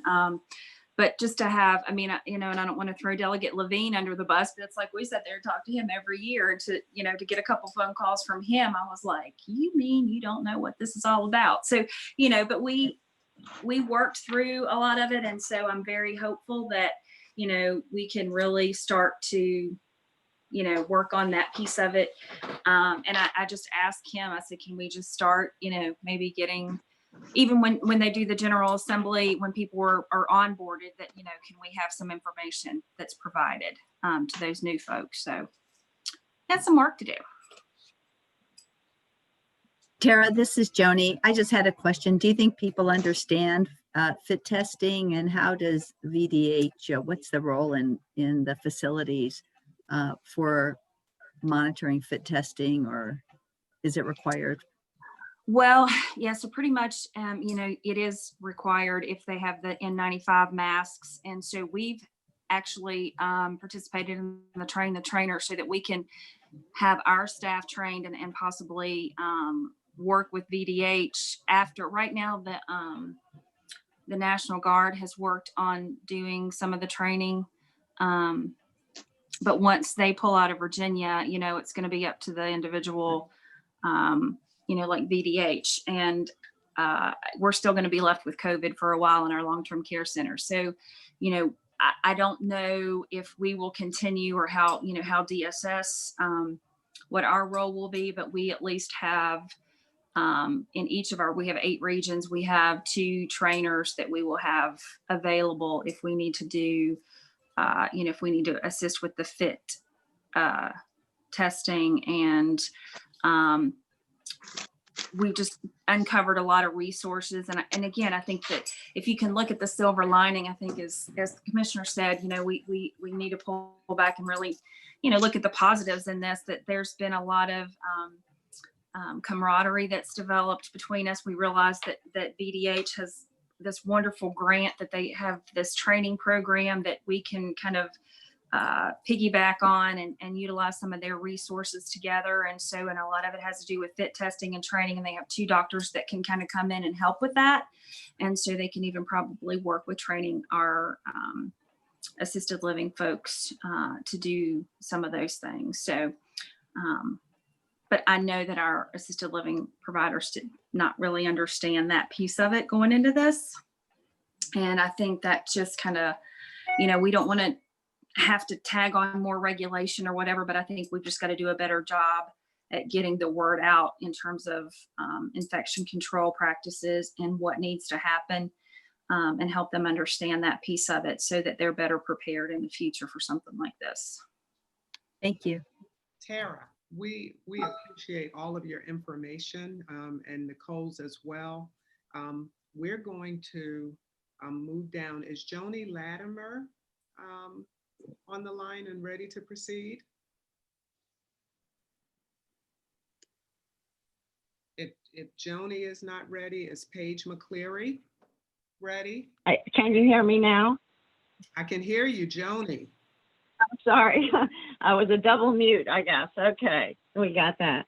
Well, I am sensitive to the time. So, but I want to say, I just think this is such an important discussion, and really appreciate the Commonwealth Council's interest in this, and really have to say, I hope this discussion can continue, because I think that that is very much needed. And this is kind of brought, as Commissioner said, brought to light and made us highly aware of some things that we've overlooked for some time. And I thought, you know, Charlotte's plan to have all of the 4 components here was so important, because I think each of us has such a somewhat distinct role, and all of those are needed together.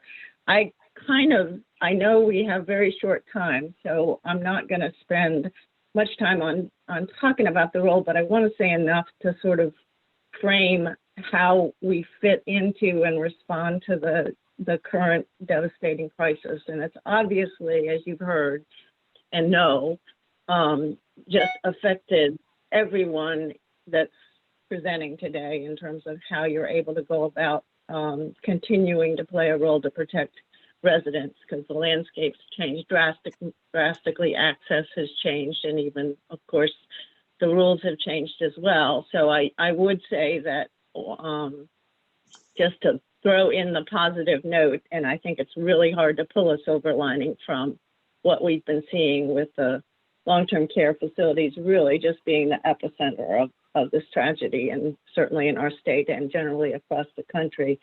But, you know, the COVID-19 has certainly just broken things apart and created upheaval. And then I think that we have, in fact, you know, as the commissioner indicated, seen some light emerge from that. And I think that light has been the resilience of the multiple state agencies and public and private partners trying to pull together to try to create an effective response to this. And it's been an overwhelming challenge, to say the least. So the ombudsman within that key role has always been and continues to be serving as an advocate for our long-term care recipients. Now that's nursing homes, assisted living facilities, but also home and community-based care. But for today, we certainly want to focus on the facility residents who have been so tragically impacted here. It is important to kind of know that our role is a dual one. It's a uniquely kind of broad mandate. So we're doing not only the individual advocacy, which I think is what most folks associate with the program, and that's the receiving of complaints from individual residents or their families and working with the resident, the family, and the facility to try to get things resolved, because resolution is our orientation, it's our goal. We're not authorized to or wanting to do citations or enforcement. We're just trying to get things back on track. And so the individual advocacy is kind of the heart and soul of the program, and the area of the program that, as you can imagine right now, is so challenged because it's all pivoting on people having access to the program. And of course, if we don't have access to residents, they don't really effectively, in many ways, have access to us at this point.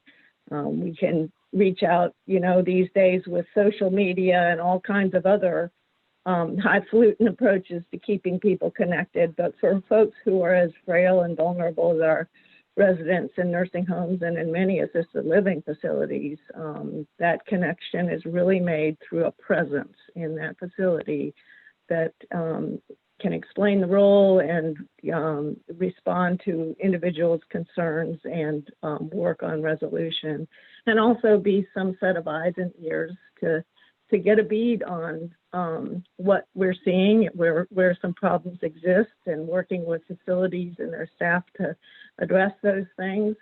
And also taking that information, taking the experience that we have and the care issues that we encounter to a policy table somewhere, to a discussion about things that might be improved, because the mandate of the program really calls us to bring that resident voice to where decisions are being made and policies are being set. And I think even in the midst of this crisis, that's been one of the really tough obstacles, because we have had just tremendous dedicated effort by our state leadership and all the agencies involved, those that you've heard from already today and we'll hear from in Page. All of that has been extremely important and consuming for every single one of those persons to try to grapple with these issues. But because of the urgency and because of the degree to which there are, you know, clinical critical issues involved in solving these problems, sometimes that voice of the consumer can get eclipsed. I know I heard at least one of the, well, a number of the council members mention their experience, their reference point coming in part from being a family caregiver. And any of us who have been in that experience know that it's a different lens, and we really do see a different set of concerns and issues, and those have to be figured in to the conversation. So that's been a part of what the program has been needing to emphasize and make available to those making some of the key decisions on this. I will say, in terms of the individual advocacy work, yes, a lot of creativity and some scrambling to get a better handle on all of the high-tech ways of communicating these days and what can be adapted to help our ombudsmen stay in touch with the residents. Many of the ombudsmen are anxious right now and really heartbroken at not being able to be in better touch with folks that they're typically seeing on a weekly basis. And certainly we all understand the need for the visitation lockdown, if you will, and that paramount issue of infection control has to be driving this train.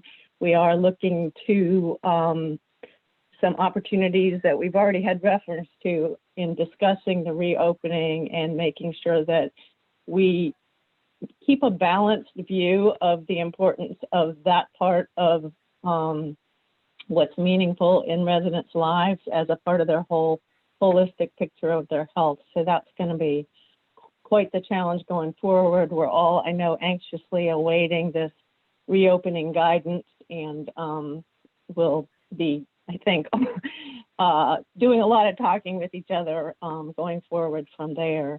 Meanwhile, though, our folks are out in the field. They are responding by phone calls and consultations that way, doing some case handling through, not through direct visits to facilities, of course, but sometimes even with window visits with family members and residents, as one example.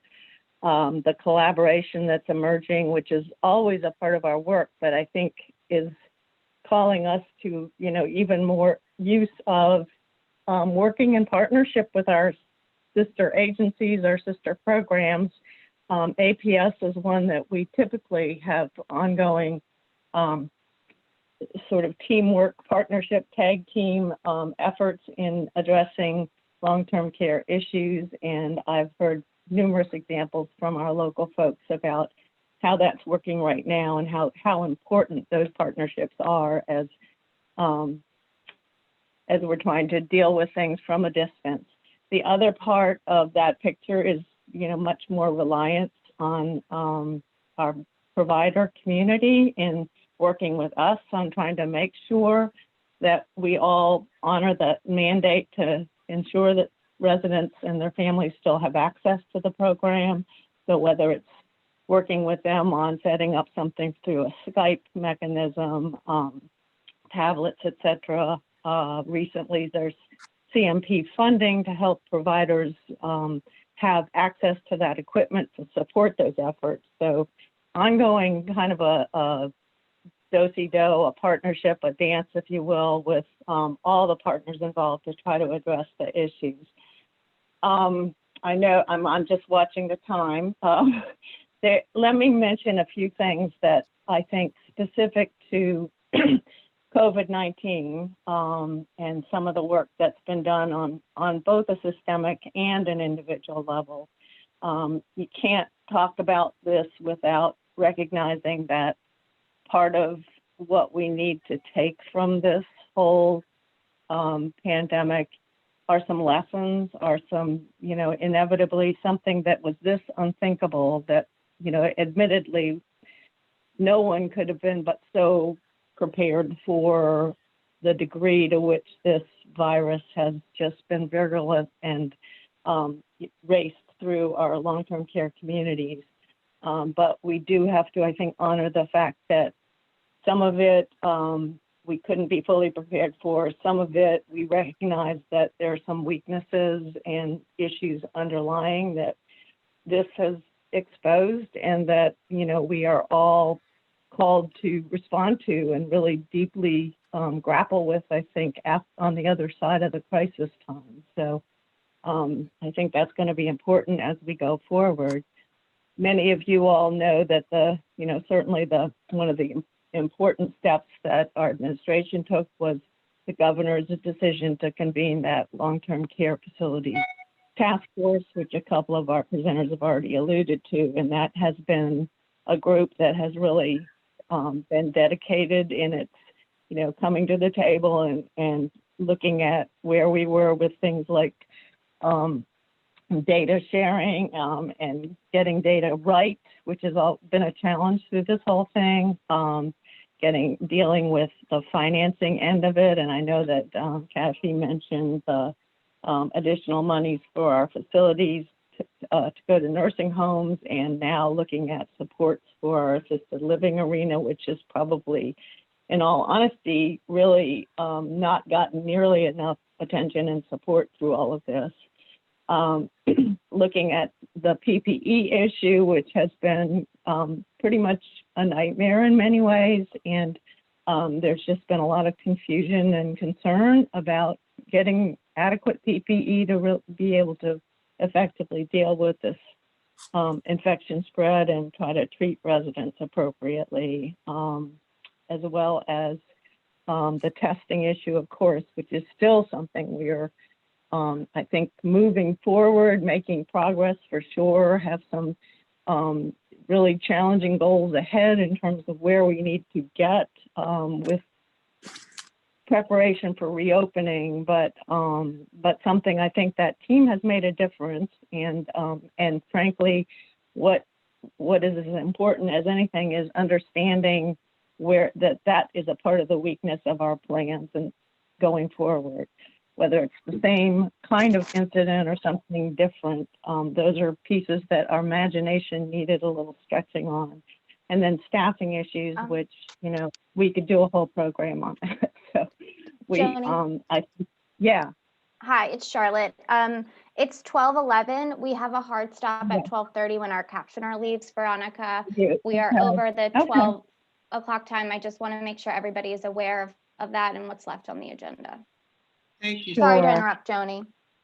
No, it's not a problem. And I am sensitive to that. And if this is a discussion that we need to kind of revisit or reclaim at a later time, the one thing I will maybe speak to just briefly is kind of the irony of things that are needed and absolutely essential remedies, like the locking down of our facilities in response to the virus and the side effects of that, which I think a number of folks have mentioned concern about, but certainly a serious concern of the Ombudsman program in terms of what we're seeing and hearing with decline of residents because of that very important loss of connection with family and a sense of, you know, frankly, optimism about this period, this crisis coming to a close, which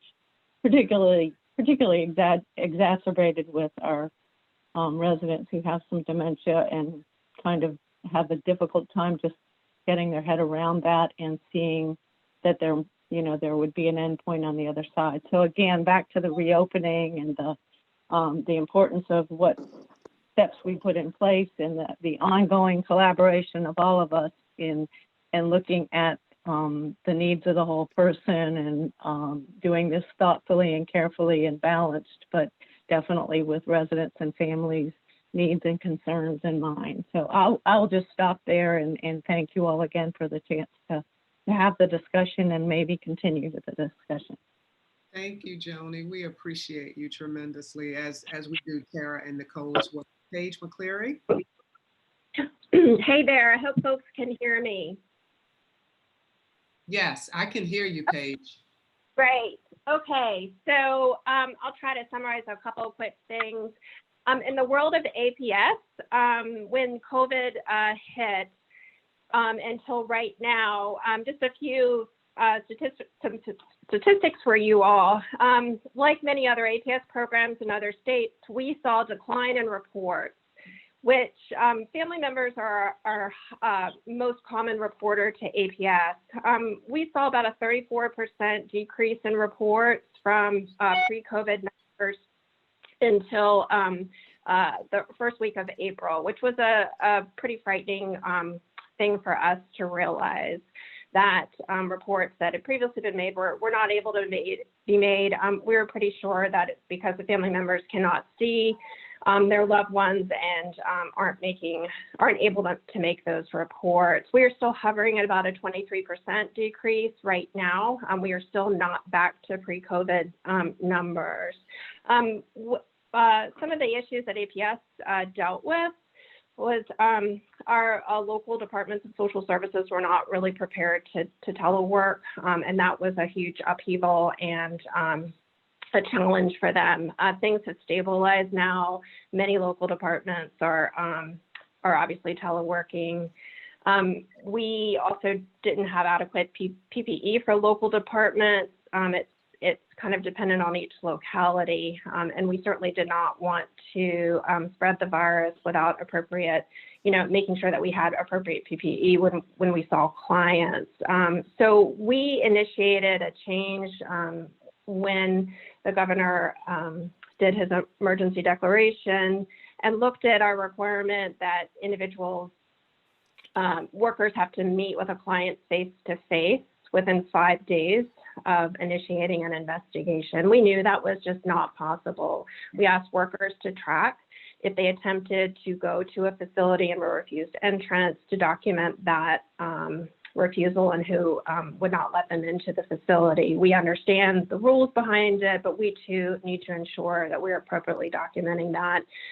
We enabled the workers to use technology to interview an adult if that was possible. That is a unique challenge, particularly with adults who have dementia, and how well they're able to use the equipment, or the people in the facility are able to use the equipment to support the adult. So we know that our investigations will look very different than before the pandemic hit, but we are trying to be as flexible, but still require the workers to take whatever steps are necessary to interview the alleged victim. This requires that they also really do their due diligence in gathering facts and information from other sources if they do not have direct information from that alleged victim. I think the PPE situation has maybe gotten a little bit better by reports from local departments. Obviously, we're not requiring them to wear all types of PPE. They're going to go visit with somebody in the community at their own house. But they are being very creative, trying to interview people on their front porch if possible, or in a more open setting so that they can gather that information. So I'm just kind of looking at, some of my notes. What we are starting to see are an uptick in complaints from concerned family members, because I think they're just at wit's end about not being able to see or visit with their loved ones in facility settings.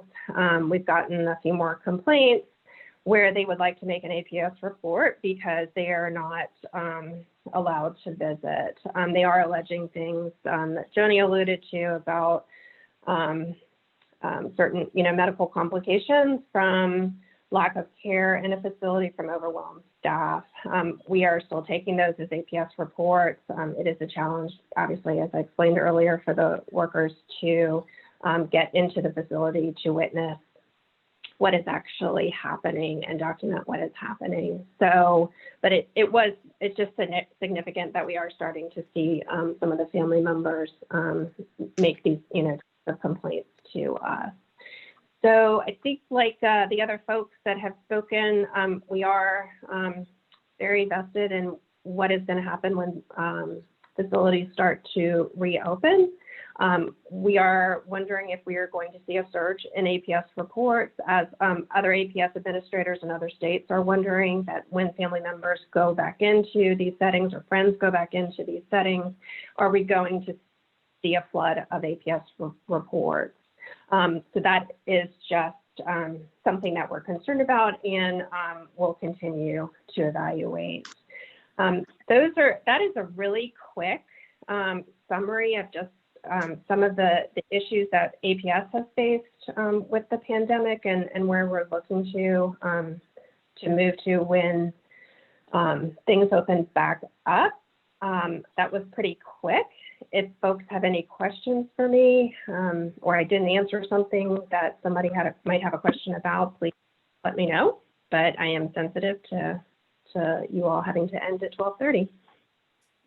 Paige, we are grateful for the professional passion that you and Nicole and Tara and Joanie have displayed, and I know we could talk for a long time. Do members have any questions for Paige before we transition to Charlotte's agenda item? Okay, at this time, we'll proceed to Charlotte, who has,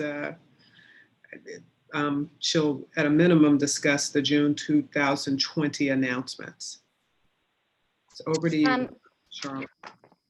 This is Charlotte. We don't really have too much time left, so I'm not going to go over anything other than to say I would encourage you to review the 2 handouts that were provided to you and the attachments that went along with the announcements. If you have questions, I'm more than happy to take those. Probably best to do that via email or phone after the meeting. And Charlotte, will you address the upcoming meetings, the dates and the method? So the remaining 2020 meeting dates are currently scheduled for September 16th and December 9th. Depending on the state of emergency, these meetings might need to be conducted either electronically or in person.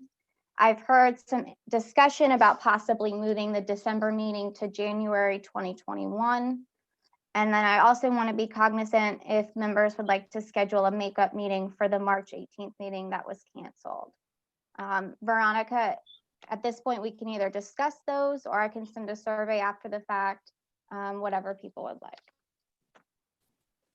Does anyone have any discussion on those topics? I can tell you that I know that we're traditionally accustomed to having a 4-hour meeting, and we had so much material and still have additional material. I know that Erica had some discussion that she wanted to have on topics, and so did I, and all of that subject matter is extremely important. So I think one of those items would be not just dates and method, but if we're going to have another electronic meeting, how long the meeting should be scheduled for.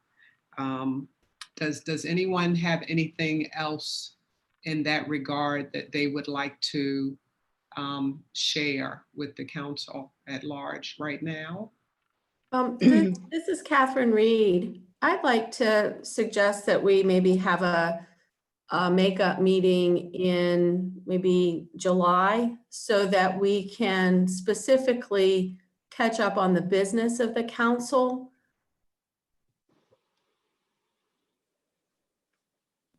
Should I make that a motion? I think so, Catherine. Make it a motion. I move we have a makeup meeting sometime before our scheduled September meeting so that we can catch up on the business of the council. I second that. I second. Okay, let's do a roll call in that regard. Deborah Davidson. Deborah Davidson, yay, nay, or abstain? We're doing a roll call for the vote. Jennifer DeSano. Abstain. Abstain. Deborah, was that an abstain for Deborah or for Jennifer? Abstain for Deborah Davidson. Abstain. Okay, and Jennifer?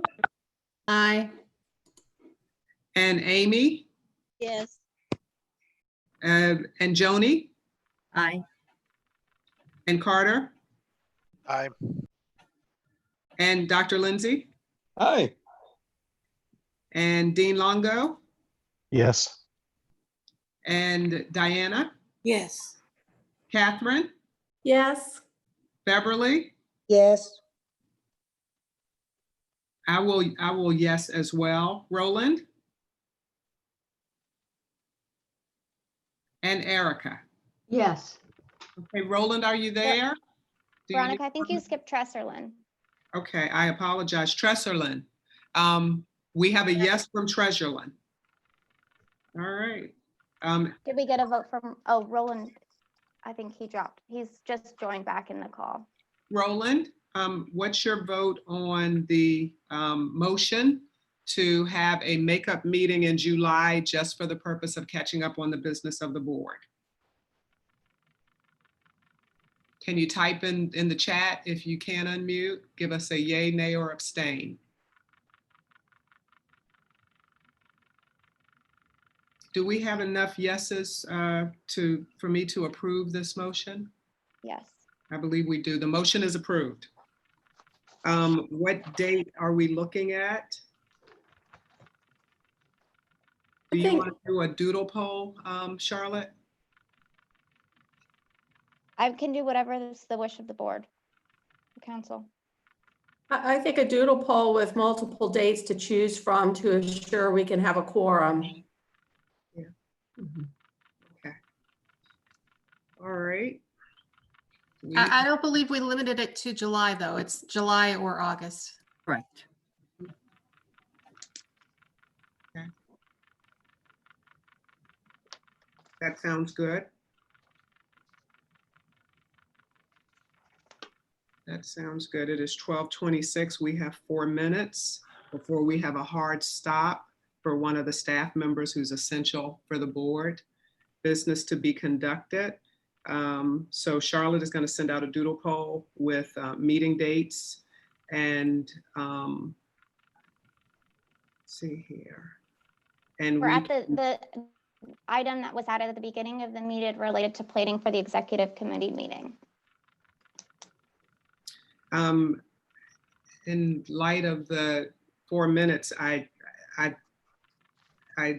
thought that would perhaps go into this next meeting, but we can do a quick vote. Erica, can you tell us what? Yes. In light of the vote that we've just taken to have a meeting in July or August, I think that lessens the need for an executive committee meeting right now. I still think that it's a good practice to have those meetings, and that going back to what Commissioner Hayfield said about our needing to add our voice and be there during this crisis of all crises that has so broken things apart. So, you know, my idea for the executive committee meeting was to really brainstorm on ways that we could add our voice and things that we can do in a positive outlook. But perhaps I should withdraw that and fold that into the upcoming meeting with the idea that it be an agenda item for that meeting. Okay. So This is Roland. Can you hear me? I switched devices doing 2 meetings. I would like us to do an executive meeting prior to the next meeting. One of the things that has concerned me is that one of the primary things that I was interested in seeing us accomplish is producing a report that we submit to the governor. And because of lack of quorum, we didn't get out a report at all. And so given a provision that executive committee can approve that, I think that we should at least as soon as possible have an executive committee talk about hear from the chair on task force on bylaws and just sort of do a little housekeeping. I'd like to see us happen prior to the next meeting, regular meeting. Is that a motion?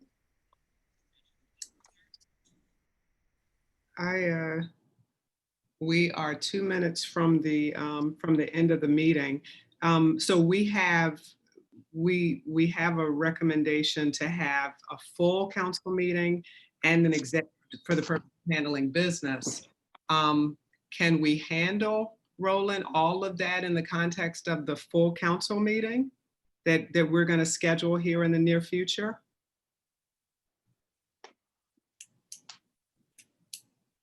Excuse me, Charlotte, can the chair call an executive meeting anytime she wants? Yes. Then why don't we just make this a recommendation to the chair? Yeah, and in the and that's my thinking. The chair under the bylaws has the authority to call an executive committee meeting. And I typically request a proposed agenda with action items so that I can evaluate that request. And in my thinking, it's done when the full council can't meet, but now we have the full council.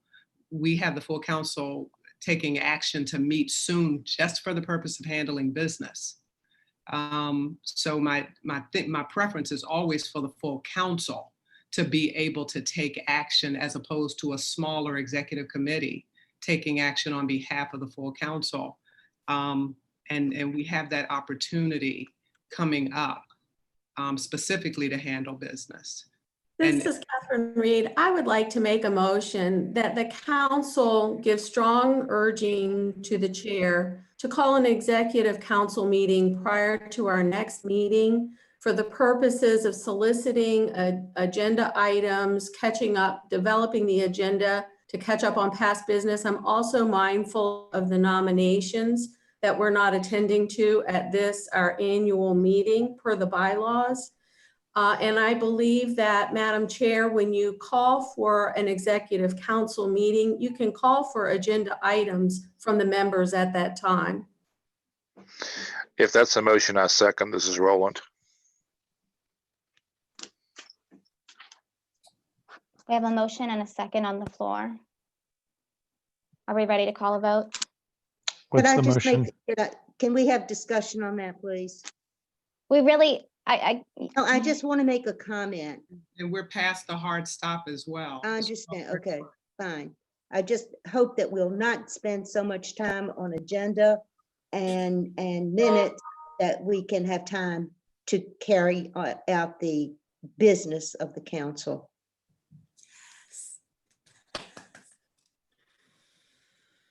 Veronica, would you like me to read the names for the vote? I thought we had a hard stop at 12:30. Okay. Okay. So I Are you adjourning the meeting? I am adjourning the meeting.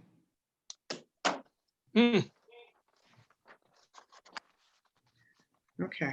So I'd like to see a motion to adjourn the meeting. So I think that we're in the middle of a vote that we can continue even though that we're past 12:30.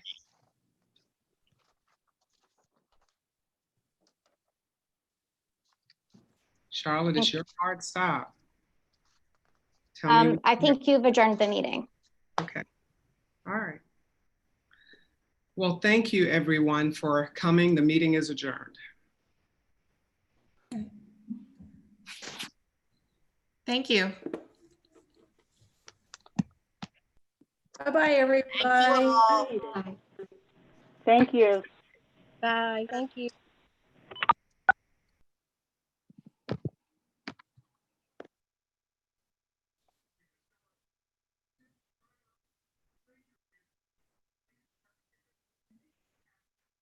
I would just like to add, I thought Charlotte did a masterful job running that meeting. Well done. Bravo, Charlotte. She's probably already gone. Thank you all. Thank you, Catherine. Yeah, thank you. Bye-bye, everybody. Well done, Charlotte.